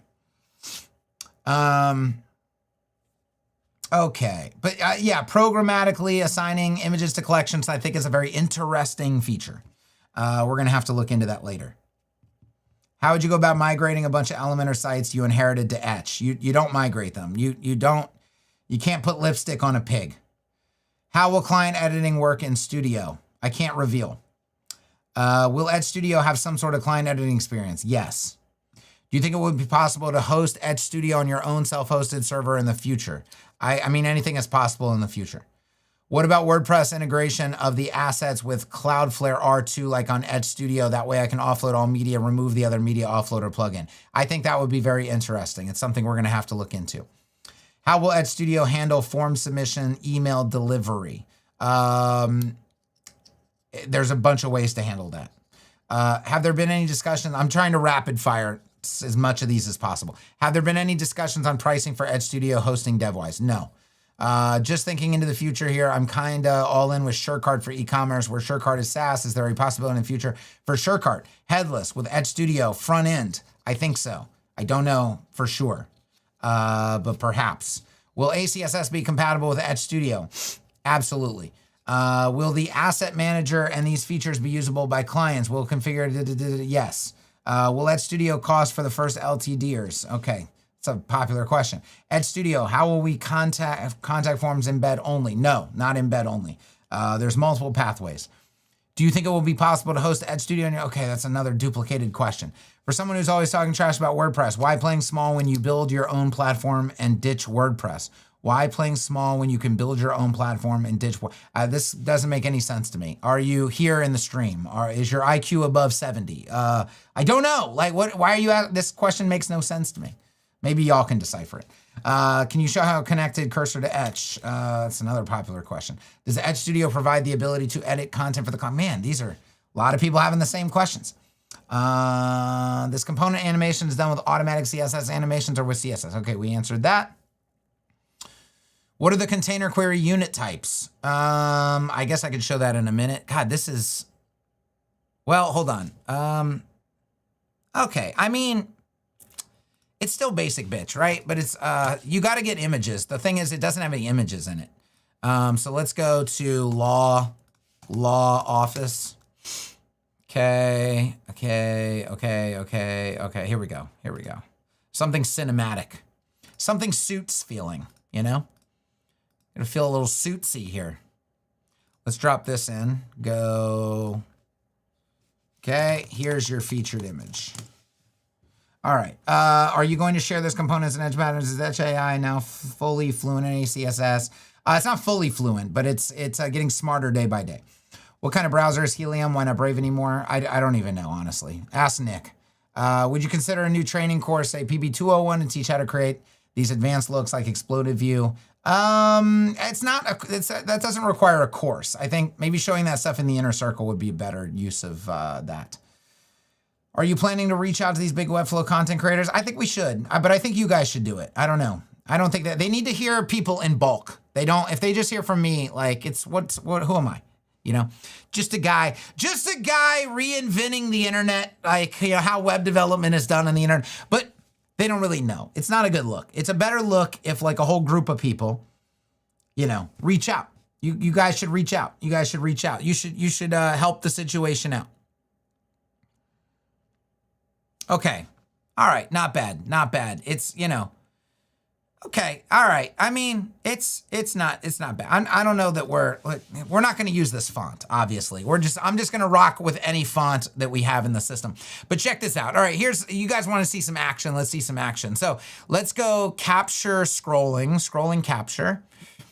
Let's just do this area right here. Let's just start the capture. Let's auto scroll. Holy smokes. What are we? It's still working. Hold on. Let's just let it. I didn't know it was still going. Okay. Can you add a feature, new media area where you can delete unused images on the site? Well, okay, we did that. When is the poetry block coming? You know, that's a for those not on the insider, that is a dig at Matt Mullenweg. You know, all this shit happening in the world, and Matt Mullenweg will be like, oh, we released a new poetry block because I'm a fucking gazillionaire and I like jazz and that's all I give a fuck about. And I'm so out of touch with reality and everybody who's doing work these days. Yeah, I'm filthy rich. Here's your poetry block. That's kind of the Matt Mullenweg vibe you get these days. When are you coming to Serbia? I'll take you out for an amazing lunch. I mean, I would fucking love to. I would love to. Hard to bring 3 kids to Serbia, you know, like 3 little kids to Serbia. It might be an educational trip though. We've talked about, you know, doing more travel as a family. I don't know, but that would be, I mean, I would, if I did not have a whole family to bring, you know, and it's hard to be like, hey guys, you know, and I'm coaching softball. Hey, I'm just gonna take a quick dash over to Serbia. I'll be back in a few days. You know, that's a tough one to pull off. But trust me, if I didn't have the infrastructure we have, you know, the family infrastructure that we have, I would do it. I would jump on a plane. I would come out and do it. I would do it. So it's nothing against you or Serbia. I would love to do it. It's really hard logistically, really hard. Is the magic here Claude or the workflow? It's definitely the workflow. Claude is, I mean, it's not even Claude. Like, you know, I use Codex. I use cursors. I told you guys this the other day. Where is, am I zoomed in or something? Oh, right here. Composer 2.5 is so fucking underrated, dude. Composer 2.5, highly underrated. Highly underrated. Okay, let's get it. Let's get it. Where are we? Where are we? Is this done yet? Are you done? Finish up, my boy. Okay, so we're gonna go scrolling capture. Here we go. Start capture, auto scroll. Dunzo. Copy. Let's head over here. Let's go lawyer. Create. Go to it. Blank slate. Give me some etch intelligence. New chat. Build this. No other prompts. No other instructions. Just build this shit. I don't want to do it. Just build it. Okay, let's see what it comes up with. It's not going to be perfect. There's still some cleanup to do. But for a mock-up, it should get us pretty close, pretty quick.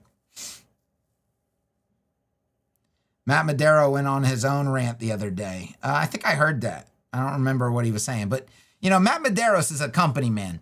I actually made I should go find it on X. I should go find, I had a great little meme I worked up, a little AI meme I worked up. For Matt Medeiros in a discussion. Let's just see what it did. I'm not even going to look at it. I'm not even going to look at it.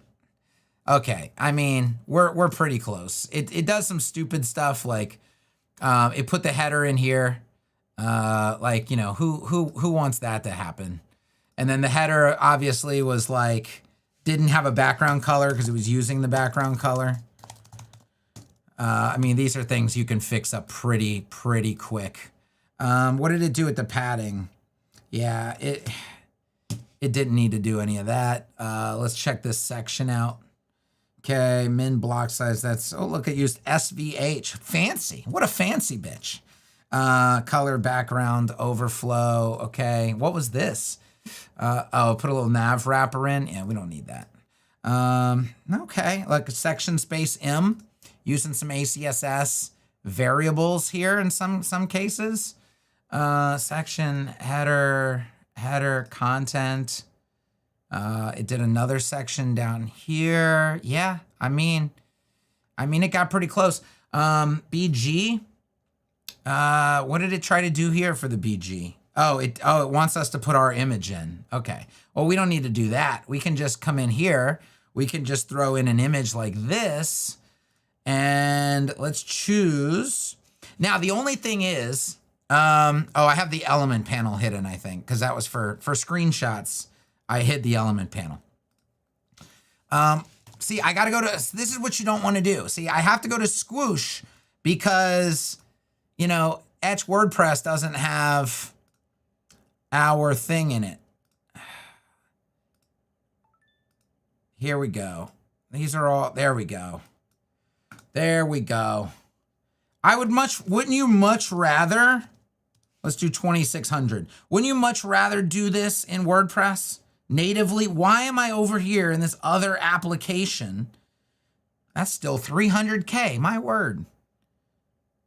Did it download? Did it download? Hello. Oh, it's downloading. Okay, good. It used to prompt me, I feel like. All right. Bam. Now we take a little is BG action. And then I think what we can do here is we'll pop a little overlay in here. Overlay. We'll do hero overlay. And we can do an is BG on that too, I believe. Yeah. And then we'll just come in here on the hero overlay. All right, here's the color. Remember I told you what we were going to do here. Check this out. You've got to be doing this. You've got to be, if you want transparencies, if you want to tweak colors, if you want to use an accent color that's defined in different areas but behaves exactly the same, check this out. Check this out, okay? You go backgrounds. You put in the color function, OKLCH. This also works with HSL. It also works with RGB. However, RGB not human friendly. HSL outdated. Don't want to be doing that anymore. OKLCH is going to be your go-to. You say from a color like black or var black or var primary, or you can use tokens here, whatever you want to do. I'm just going to use from black because this is an overlay. LCH /1. Now, you might be like, what on earth is that? This is the best way to handle colors imaginable, okay? So check this out. You say, we're using OKLCH color space from the color black. When you write L, you're using the L, this by default will use the L value of black, and it will use the C value of black and the H value of black. And this is the alpha channel, which is opacity. So this will be fully, what is it, opaque? I don't know. I don't know the words, okay? So I want, remember, what was I trying to achieve? A transparency, okay? And let's see where this overlay exists. Did this put it in the right spot? Number one, okay? OKLCH from black, else, hold on, what's going on here? Background, black, no, we're seeing something incorrect. Figure, the figure should be in the background. The overlay is in there. Do I have to z-index it? I shouldn't have to. I don't know what's going on with this. What are we doing here? Overlay figure, that is the SBG. That should have worked. Overlay. Maybe, let's try putting the overlay out. Okay, maybe we'll just put it outside the figure. Okay, all right, so let's do it again. OKLCH, looks like it's working now. From black, LCH1, okay? Now look, I can just go 0.1, 2, 3, 4. I can just dial this transparency in. Like, this is the easiest way to get transparencies, but it has other superpowers up its sleeve, okay? What if I wanted, instead of a black overlay, I wanted a primary overlay, right? 6, 7, 8. Now look, you can also manipulate any of these, okay? So let's say I want to put in a custom lightness, 0.1, 0.2, 0.3, 0.4, 0.5. I can tweak the lightness. I can also calc the lightness. If I want it to be 20% lighter than its normal value, I can say calc, take the lightness, times it by 1.2, it's now 20% lighter. You can do that with the C, you can do that with the H, you can fully manipulate the color, okay? This is absolutely fantastic stuff. So imagine you have a bunch of overlays, right? And you wanna say that this is going to be accent color, okay? Now you come in here to the section that this is in. You can even do this with an inline style, okay? You could say accent color is going to be red. Accent color is going to be, it just made an overlay out of red, right? Because the overlay is dynamic. It's dynamically referencing something called an accent color and then manipulating it in this fashion. And so if you have a bunch of things that need different accent colors, but they all need to behave the same way, it's one line of CSS, and then you just go thing by thing by thing and tell it what the accent color is. And it will make them behave. And so you can even, let's just kill all this. We don't need it anymore. That was just for demonstration purposes, okay? Watch this, watch this, watch this. We'll just do this real quick, okay? We'll say card, all right? Actually, let's do this. Okay, build me a section of very simple cards. Okay, in a grid, all right? Build me a section of very simple cards in a grid.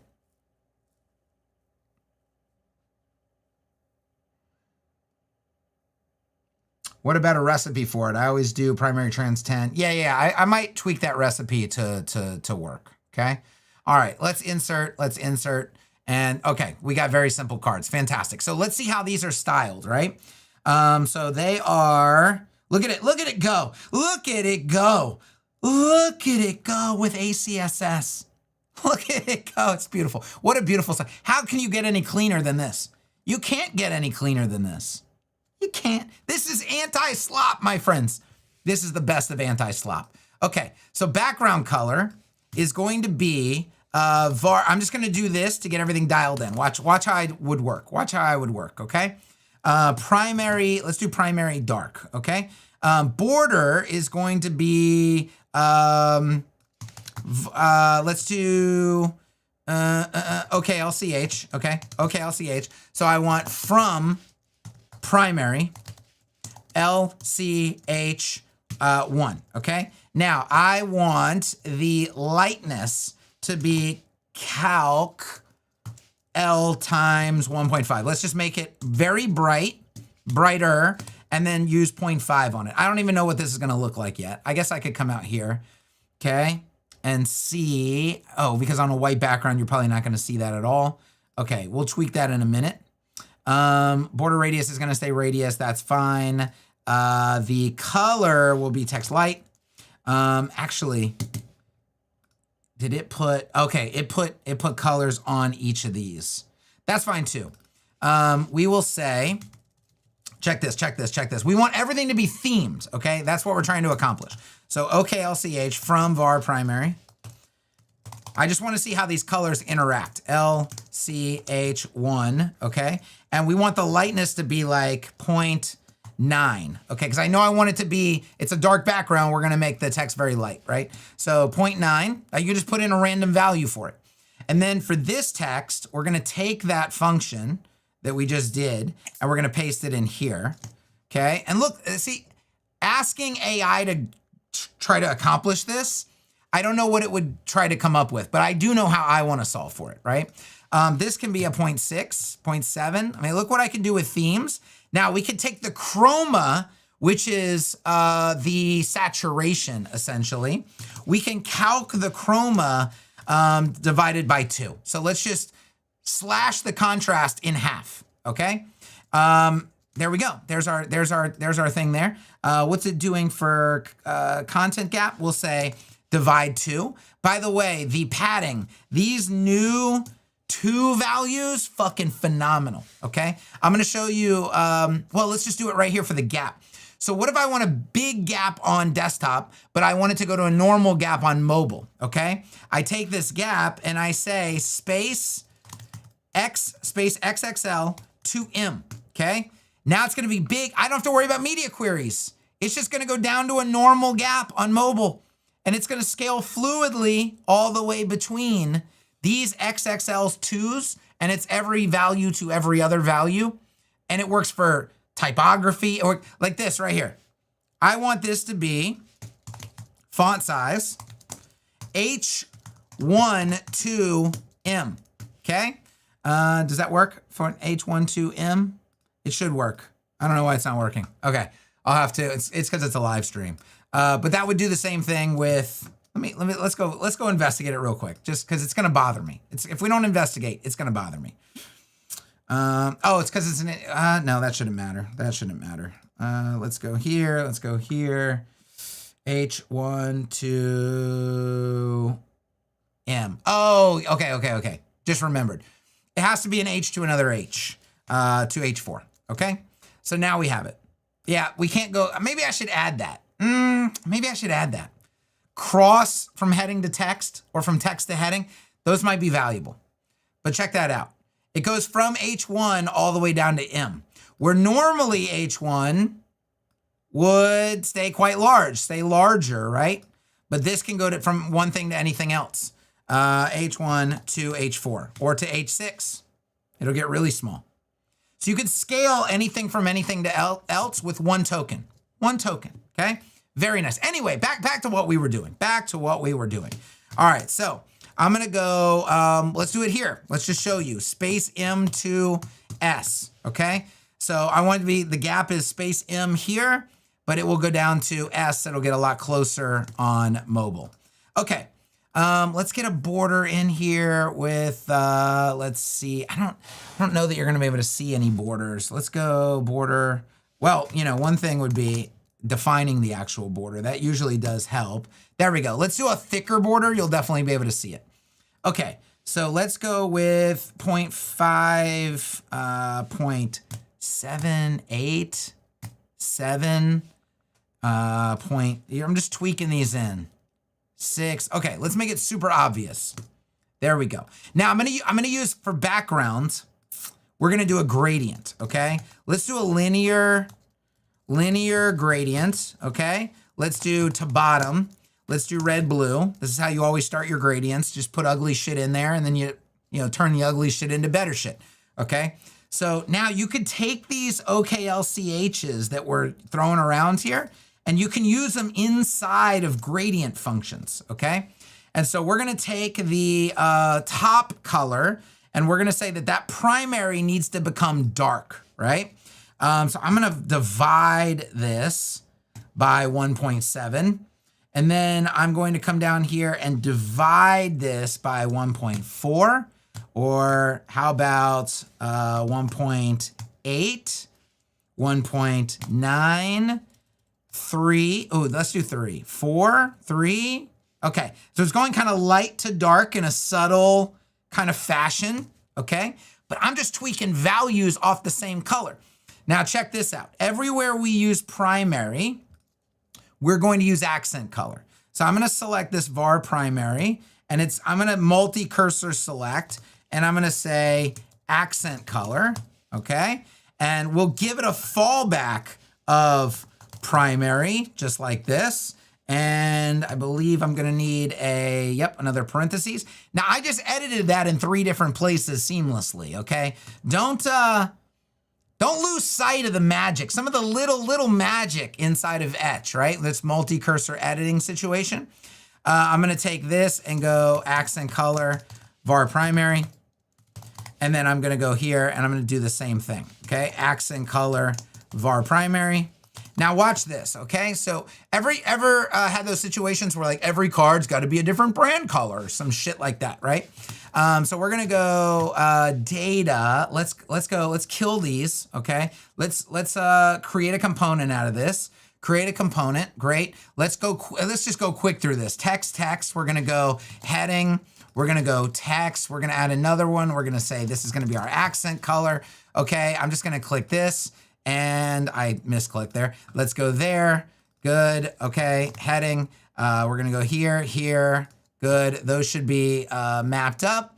Accent color is gonna be placed on the card itself. Data, accent, actually, how do we can use an inline style, but if we wanted to make predefined colors, maybe y'all wanna see that. Do we wanna go any color as an option, or do we wanna go like predefined selections? Let's start with just any color will work. So we'll do accent color is props.accent color. Okay, just like that. By the way, you can see the keys, I think, if you switch to that mode. But you can also copy the key, come in here, and you could just paste, right? It's gonna paste the same thing though. Okay, and so now, check that out. Or you're gonna see a little sneak peek here of what is possible, right? Ooh, Rebecca, purple. So no matter, just one accent color. I'm operating off one color here. Just set a color, I'll handle the gradient, the border, the text, I'll handle everything. You just tell me what color it's supposed to be, right? That's how this works. All right, so primary, pop that in there, save, exit. So now we have a component, little card component.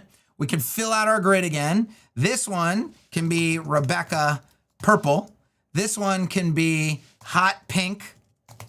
Okay, boom. And it's just gonna handle the text, the background gradient, the whatever. And you can see here that some of these, you might have some accessibility stuff to go in and tweak, but that's all very tweakable, no problem. But this is how one color, I'm handling gradients, borders, text, all in one color and getting a pretty good, just not much thinking, not much setup, getting pretty good behavior here. So this is pretty nice. This is like, do you need to see anything else off that? Now, you wanted to do predetermine. So for Bev, right? We go with a select. We say color options. All right, we're gonna go with purple. Let's go with green. Let's go with blue. Let's go with red, okay? For purple, we wanna output Rebecca purple, okay? For green, we want, why am I doing that? Why do we need a new tab? We got Etch AI down here. Give me some good CSS keywords for green, blue, and red. There you go, right here. All right, so green's gonna be forest green. Blue is gonna be Dodger blue. And then crimson. Gotta go crimson, okay? So these labels on the left are the nice labels. These are what's actually gonna get output here. We're gonna go in here and say, well, first let me grab this key. Then we're gonna go into the card. We're gonna go data. Hold on. What am I doing here? Data, what are we gonna call it? Data style, Let's do style, okay? Data style is props.color options, okay? So it's gonna output the, it's gonna output here. So we gotta remember that. It's gonna output the actual value as a data attribute. Then with nesting, because nesting is phenomenal. You're gonna map all these. Data style equals Rebecca purple, and we'll just make all these lowercase, okay? So if we do a Rebecca purple option, we're gonna set the accent color to be Rebecca purple, okay? Purple, just like that, all right? And then I'm gonna go boom, boom, boom. This is gonna be forest green. This is gonna be Dodger blue. This is gonna be crimson, okay? Crimson, I should have used multi-cursor editing. Dodger blue and forest green. Fantastic. Exit. Okay. Now what we're gonna do, grab a component here, and then we're gonna see what's wrong with it. Let's go to the front end and check our output real quick. Exit data, accent color equals absolutely nothing. Oh, that's why. Okay. We never did the output. It does help if you do the output. Okay. So I did data style. Let's get rid of this inline style. Okay, exit. There we go. That was conflicting. We were setting the one thing inline and the other thing with the data attribute. That's going to be Dodger blue. This is going to be red. Look at us go. Look at us go. Look how quickly we whip this up. Okay, what was the fourth option? Purple. Look at us go, guys. Look at us go. So now you give Bev some options in the box, 4 colors, Bev, that's all you get. And I'll handle the gradients, the borders, the text, and everything else, right? It's good stuff. It's good stuff. And this is like, I can get help from AI in certain situations. I can have AI do some things in certain situations. Then I can take over, right? We're using components. We're using loops and logic. Did we forget? Did we forget to come in here and go, I want you, do we have features yet? No, we don't have any features, okay? I want you to, watch this, guys. Watch this. Watch what we're doing. Watch what we're doing. Watch the magic, okay? I want you to create a CPT for features, and I want you to add 10 dummy, no, let's do 9. 9 demo, 9 sample features with demo data. Okay. I want the feature text to be in a custom field. Okay. The feature headline is the title of the post. Okay. But the feature text is going to be in a custom field. Do I have text area here on here available? Custom field, we don't want to do that. Let's go in here, custom text, yes. Perfect. Look, I can just quickly check, just do a little reference, okay? Feature text to be in a custom field, text area, okay? Feature headline is the title of the post. While you're at it, create a loop definition for it. Thanks, go, let's go, let's go. Let's rock and roll. Let's whip up some feature cards, boys and girls. Create post types, create a custom. I don't want to do this. Is bitch work. I don't want to do this. Who creates these things these days? Nah, not me. Not your boy. You're not catching me manually creating a custom post type. My word. Who would live that life? Okay. All right. Let's just copy this. First of all, let's go in here. What did it do? Features. Oh, my word. Okay. All right, we look good. We look like we're rocking and rolling. All right, let's go. Let's see, featured. What is it? You know what? I'm just gonna wrap this. Just wrap this in a loop. Bam, features. There they are. Come on over here. Item dot title. Okay, and item dot. I don't know what the field is because I didn't create it. So we're gonna go to our loops. We're gonna go to features. And we're gonna come down here to meta, etch, feature, text. Etch, feature, text. Etch dot feature. Oh, has my other thing on my clipboard. Feature text. Is that what? Oh my gosh. Oh my gosh. Oh my gosh. Gap. Content gap. Okay. What kind of grid did it make us? Oh, no. Just do this. Just do a variable grid. That's all we need. Little variable grid. Last little recipe expansion. You see a little recipe expansion. Guys, there's so many tricks up my sleeve. I could pull so many rabbits out of the hat. Okay, let's go to the front end. We're looping through, oh my word. What are we doing? Guys, what are we doing here? This is too easy. This is too easy. Okay. Let's go to the chat for a minute. Yeah. I mean, guys, what more do you need to see? What more do you need to see? Let's go in and edit our component here. We need to work on our text here. So 0.6 on the lightness, huh? I think that needs to be more like 0.8. A little tweak. And it's going to fix them all. It's going to fix them all. You could also now come in. You could do something like this. Let's see. Grid. You could now come in program. Well, actually, let's think about this.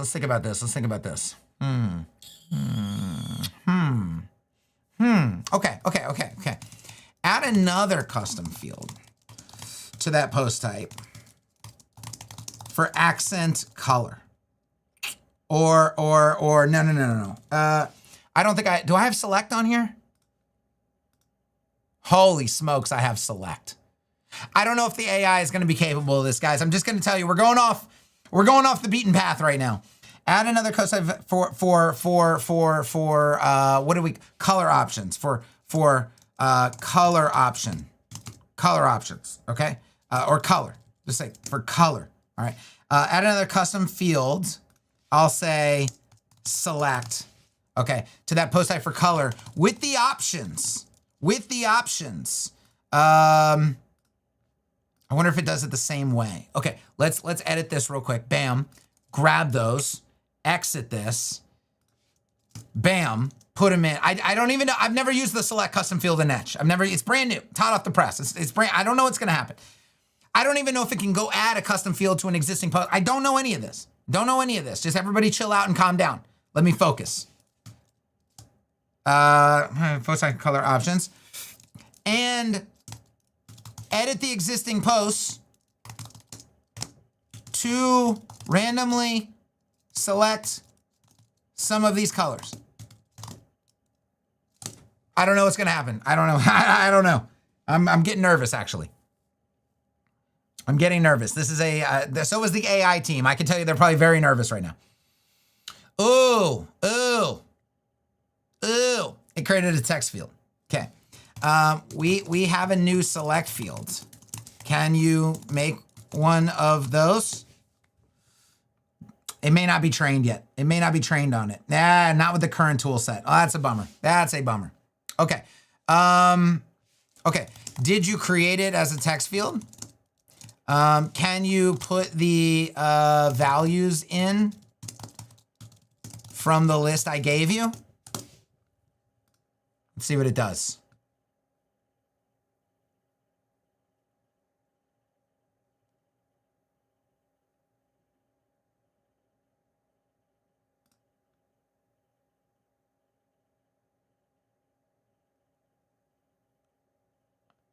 I've now created color as a text field and populated the 9 features posts. Values assigned. In Etch, you can use it like this.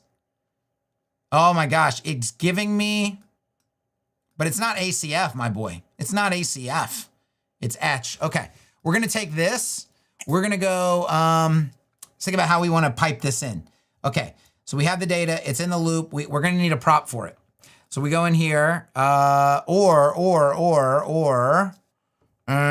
options. Oh, you know what? Oh my gosh, you know what? You know what?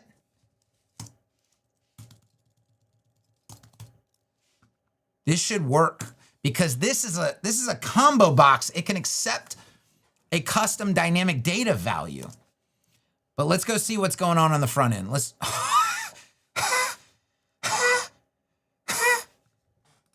It's done. It just did it. It just did it out the box, out the gate. Light work. Light work, boys and girls. That's light work. Man, this is getting fun. This is getting fun. I'm telling you, this is getting fun. I don't know if you thought Era 4 was going to be quite this fun, but it's getting there. You know what I'm saying? It's getting there. All right, what do we want to see before we get off? How are we feeling about what we're seeing? I didn't even need to create a new prop because with the select field, we went combo box, you know? We just said, hey, you know, they might want to just stick a random option in there at some point. Seems like that was a good decision. How capable is this? Oh, watch this, watch this. Let's just do this. Let's just do this, okay? Let's edit the component. Let's go to the card, okay? I'm gonna go new convo.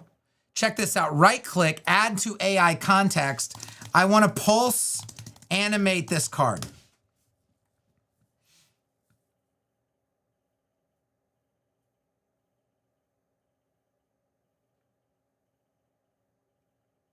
Let me grab these keyframes, okay? Let's copy this. I need to be able to copy out of here, and I don't think I can copy out of here right now.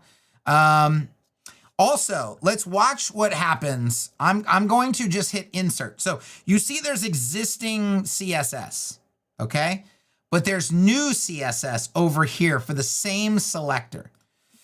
I'm just gonna hit insert, and look, it's gonna preserve the existing and just add the new.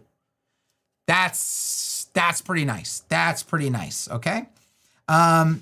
Give me the keyframes by themselves, because keyframes can't be nested. I don't know if you guys know that or not.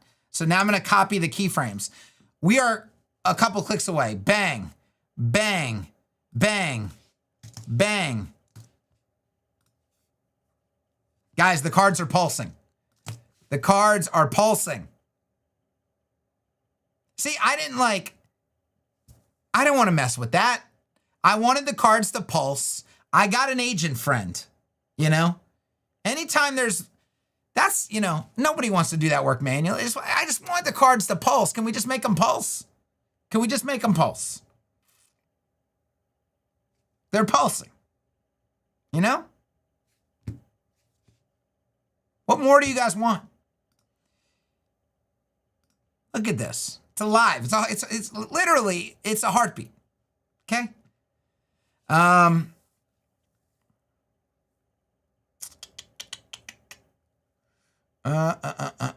Okay, I think we've seen enough today.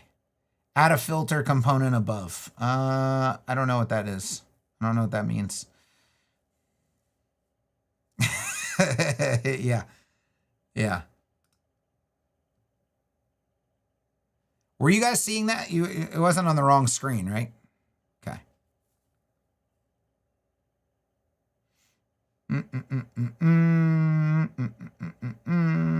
Okay.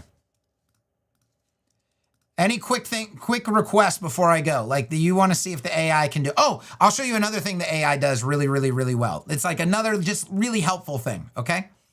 Let's say you're going to use an icon. We're going to add an icon to this card. We're going to do this together. So, because I did this the other day and I was like, damn, that's nice. Damn, that's nice. Okay. So if you want a shareable component, you can't actually use like an SVG. Okay. Like here's one way that we would do it. So I would go in And I would say before, okay? We're gonna throw a before element in here. The content is gonna be this. Background is gonna be red. Inline size is gonna be the icon size. We'll just do a 2 rem. Let's do like a 48 pixel for right now. And we'll say display of flex, okay? Background red, inline size, display of flex, aspect ratio of 1. Okay, got our little box. We're gonna go with border radius 50 VW. Okay, we're gonna go with so let's see if I have an icon like added. Okay, huge icons. Okay, got to get logged in. Hang tight, real quick. Okay, don't worry, I'm a professional. We can do this quickly. Okay, icons. Okay, let's just steal one. Let's just steal. Let's steal this ball right here. Okay, so I'm going to copy it to my clipboard. We're not even going to upload it, but I could upload it. Okay, I'm going to show you 2 different ways because it's good both ways. We need to be able to do it both ways. Okay, so let's go in. Let's get rid of this. I got to get my tabs cleaned up. Let's get rid of this. Let's get rid of this. Okay, let's put that in here. Bam. Okay, let's copy the image URL. Okay, so if I go mask image, just to let you guys know, URL here. Pop that in as the URL. Mask size is cover. I now have that icon in raw CSS that I can manipulate the color of to be any color. Like I could do something like an OKLCH function and say that this is going to be calc the lightness times 1.5, okay, times 1.898. Okay, that seems good right there. You could also hue tweak, by the way, which I haven't done, but you could absolutely tweak it to a different hue. Okay, that looks good there. Margin block end, let's go 0.5M. Bam, so we're just whipping up a custom icon, guys. Custom icon, right? But look, this URL is a problem because if I want to share this component with somebody else, that URL is not gonna, that's not a good idea. That's not a good idea. So what I want to do is I want to convert it to a data image, okay? So I can use it in a different way. All right, so let's take a look at how I might do this. Now you remember I uploaded it, right? So I can grab I'll just say 3D rotate icon, okay? We're gonna go new conversation. Did you know Etch Intelligence can reach into the media library and it can grab assets and manipulate them? Okay, so I'm gonna say, I want you to go in the media library and get the data, the 3D rotate icon and convert it to data image, okay? Let's just take a look. Navigating the media library. Finding the items. Get file holy smokes, what is that? What is that? It still works. Now I can share this with anybody. Guys, it just went into the media library, grabbed the SVG, converted it to a data image, and fed me the thing back so I could plug it in to my thing right here. Now check this out. You can also, as quick as, as easy as pie, as they say, you could go in, make a select and go icon, okay? Globe, check, X, or let's just do those, whatever. Let's just do those. So I'm gonna go in, we're gonna go with check. I think they're called ticks. We'll go tick, okay? We'll grab this tick, we'll download that. We'll go in and we'll say cross, we'll say this right here, SVG, download that. We will pop over, we'll dump both of these into the media library. Whoa, what just happened? Okay, go back. I think I did it too quick. Let's grab the tick. There we go. Okay, cancel and tick. So watch this. Do the same thing with cancel and tick. Okay, let's bring this back up so we can watch. Now I'm gonna go up here. I'm gonna go icon globe is this. Bam, shazam. I'm gonna go, and actually I wanna put those in their URL functions. So icon globe is URL.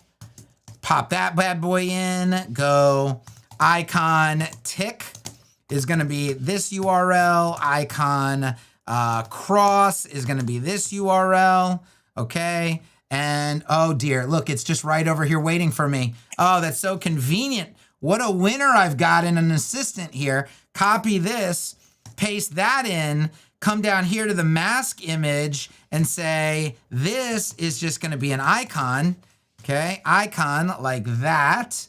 Icon, yes, globe, okay. I could have these be global. Let me go in style sheets. Let's go icons. Let's go root. Let's go paste. Icon globe tick cross, okay? This is gonna be icon. We're gonna go down here with icon title here. We're gonna put a data attribute on the card for data icon equals. And this is gonna be props.icon. Shazam, shazam, shazam.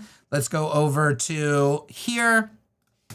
I'm gonna come in and say data icon. I'm now reaching out of the child into the parent. Just stay with me. Out of the child into the parent. Data icon equals, we're gonna say globe, okay? Case insensitive.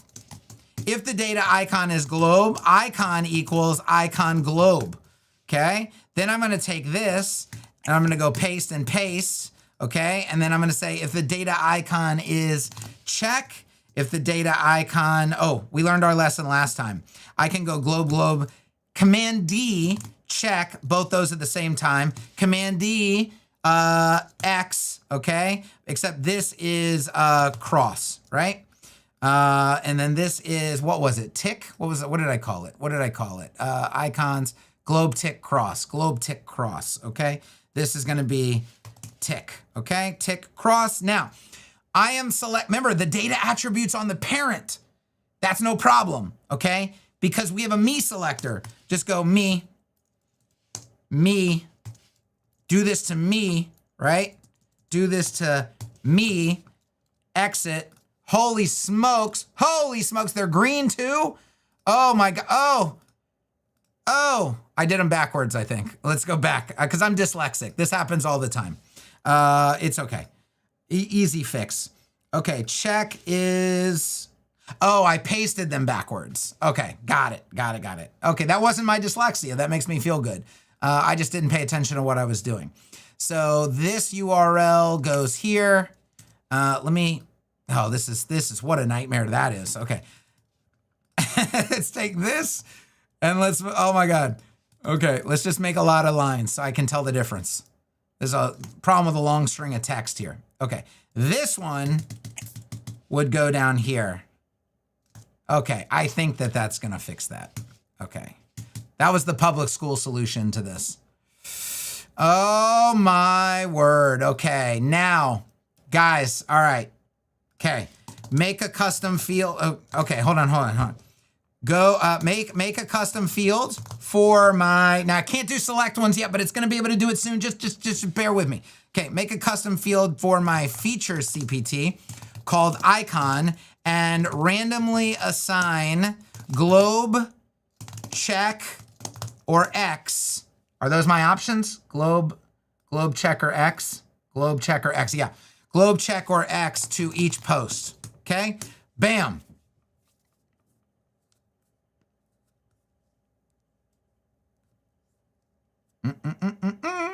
Look at this. Find posts. Updating icon fields, set custom fields. Guys, this is too good. It's getting too good.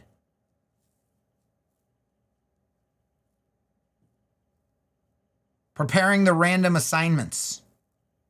Now, while it's doing that, I mean, I can do things while it's doing that, you know?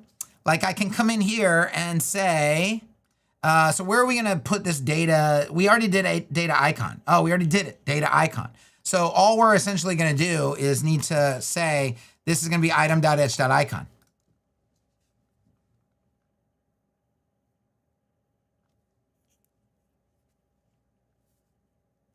I wonder if it's, I talk good about it too soon, you know? Now it's like, oh,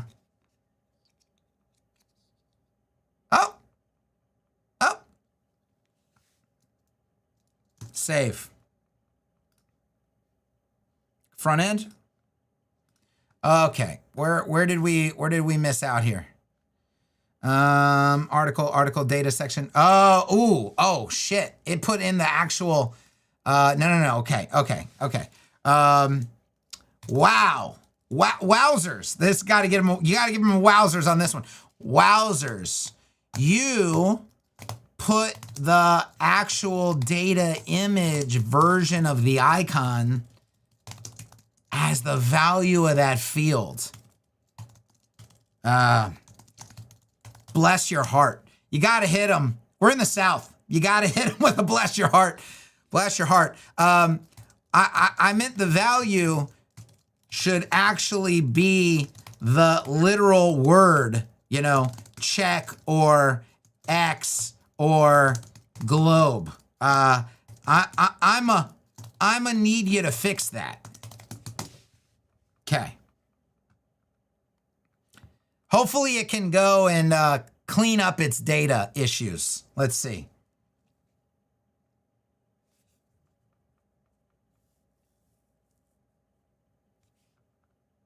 My bad. Okay, yeah, you're bad. You're bad. You're bad on that. Let's see if it...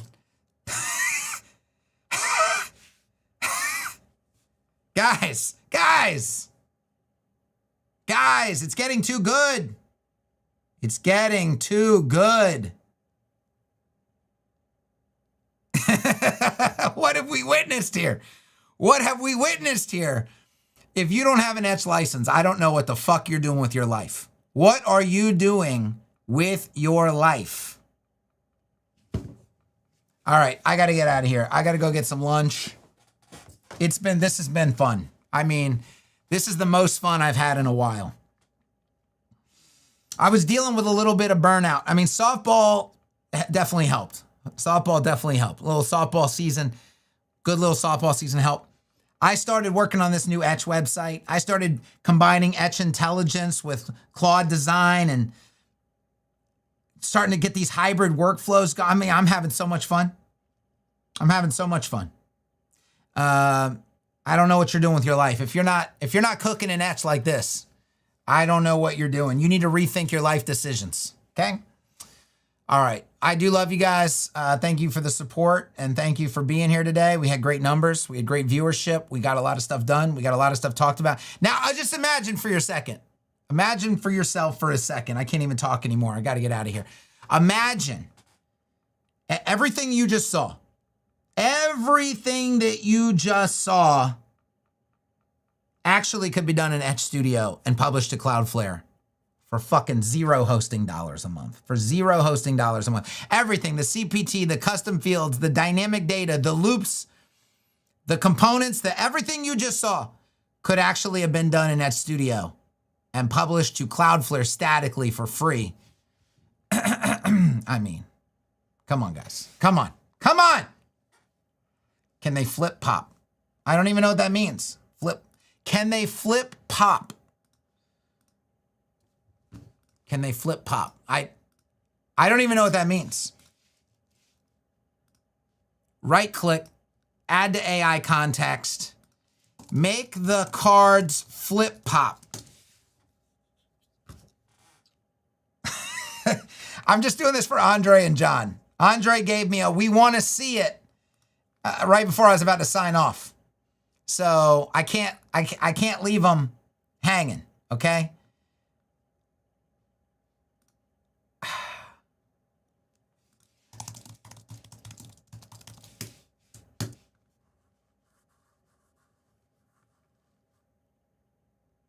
Watch Let's see what this does. Let's just see what this does here.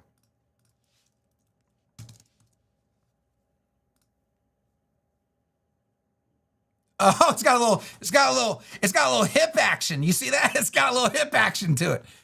There's the pop. It's got a little hip action. Y'all see that? Y'all see that? Oh, that's nice. Nice. We just pulled that out of nowhere. Okay, but check this. Okay, that's great. But on top of that, maybe if it's possible, I want the card to bend and react to my mouse cursor when I hover it.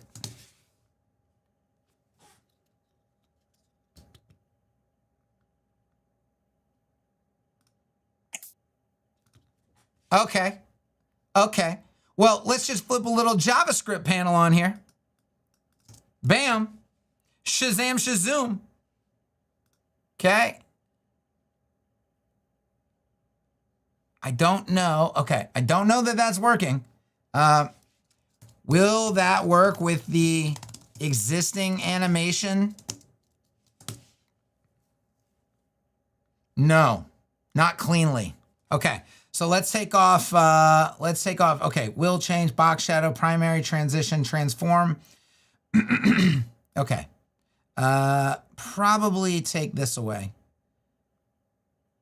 Transition. Okay, animation, for sure. Transform origin center, probably might be problematic. Okay, let's just do that. Okay. Let me feed it now. Okay. Check the existing CSS on the card now. And let me know if there's anything that would cause it to not work.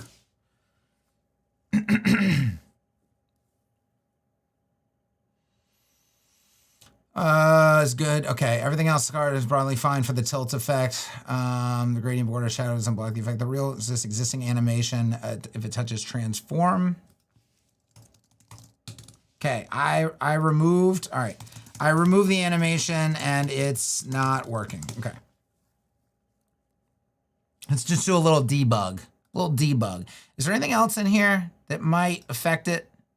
Border radius, border, background padding. Yeah, doesn't seem like it. Make sure the JS is actually being loaded. It is. Card sections card. Cards section card. That's correct.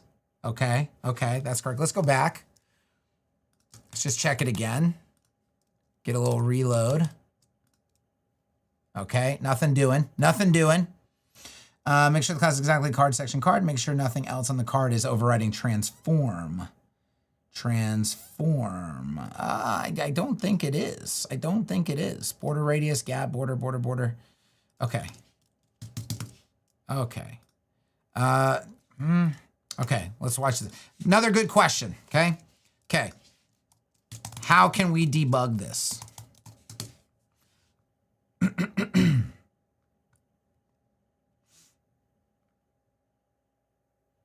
See, y'all got me. Oh, what is this set to do? Card rotate X, card rotate Y. Oh, hold on. Hold the phone. Okay.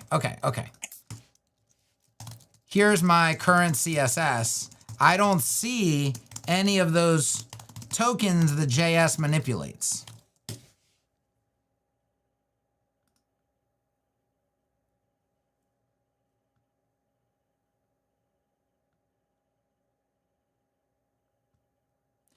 Ah, yeah. Okay. Done deal. Just need a little human eye on it. You know what I'm saying? Just need a little human eye on it. Oh, this is beautiful.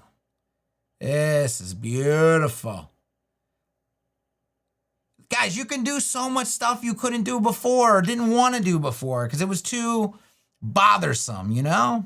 Look at this. Look at him bend.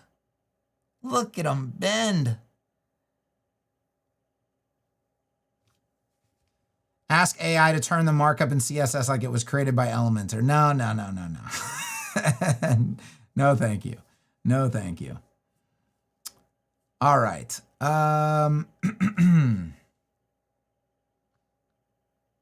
Click card to explode and vanish. Guys, you're getting outlandish with these requests.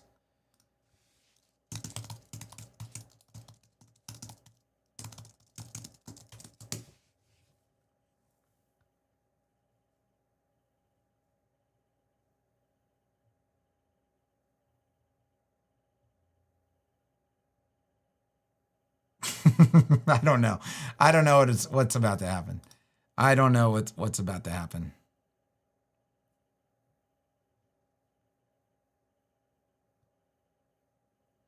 Okay.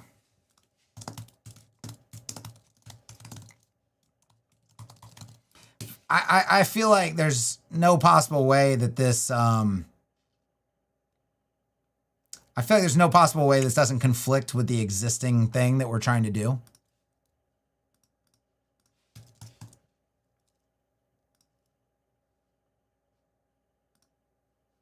Okay.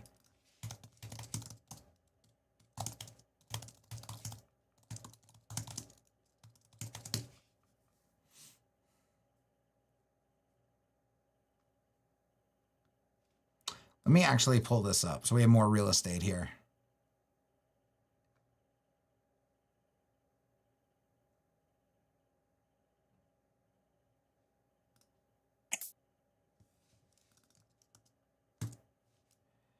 Okay.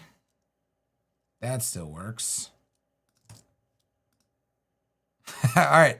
It's the start of it. Okay. It doesn't seem to be, okay.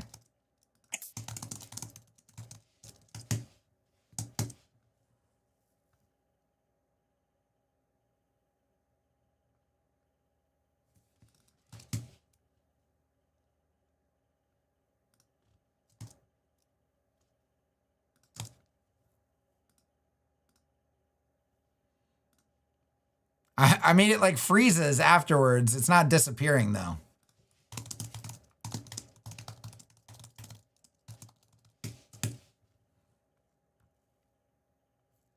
I feel like we're getting kind of dumb here though.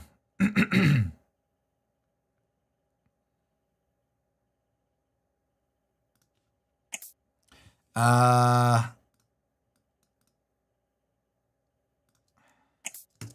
just take this.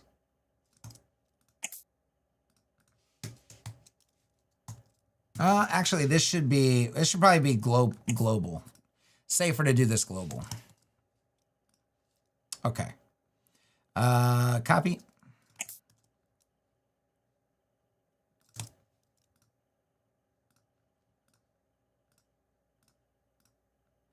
I don't know if that's the exploding you had in mind, but you know. Okay. Let's go. I think that should be the end result right there. That should be the end result right there. I don't know. We got a little silly at the end. Good stream though. Love you guys. I'll be back soon.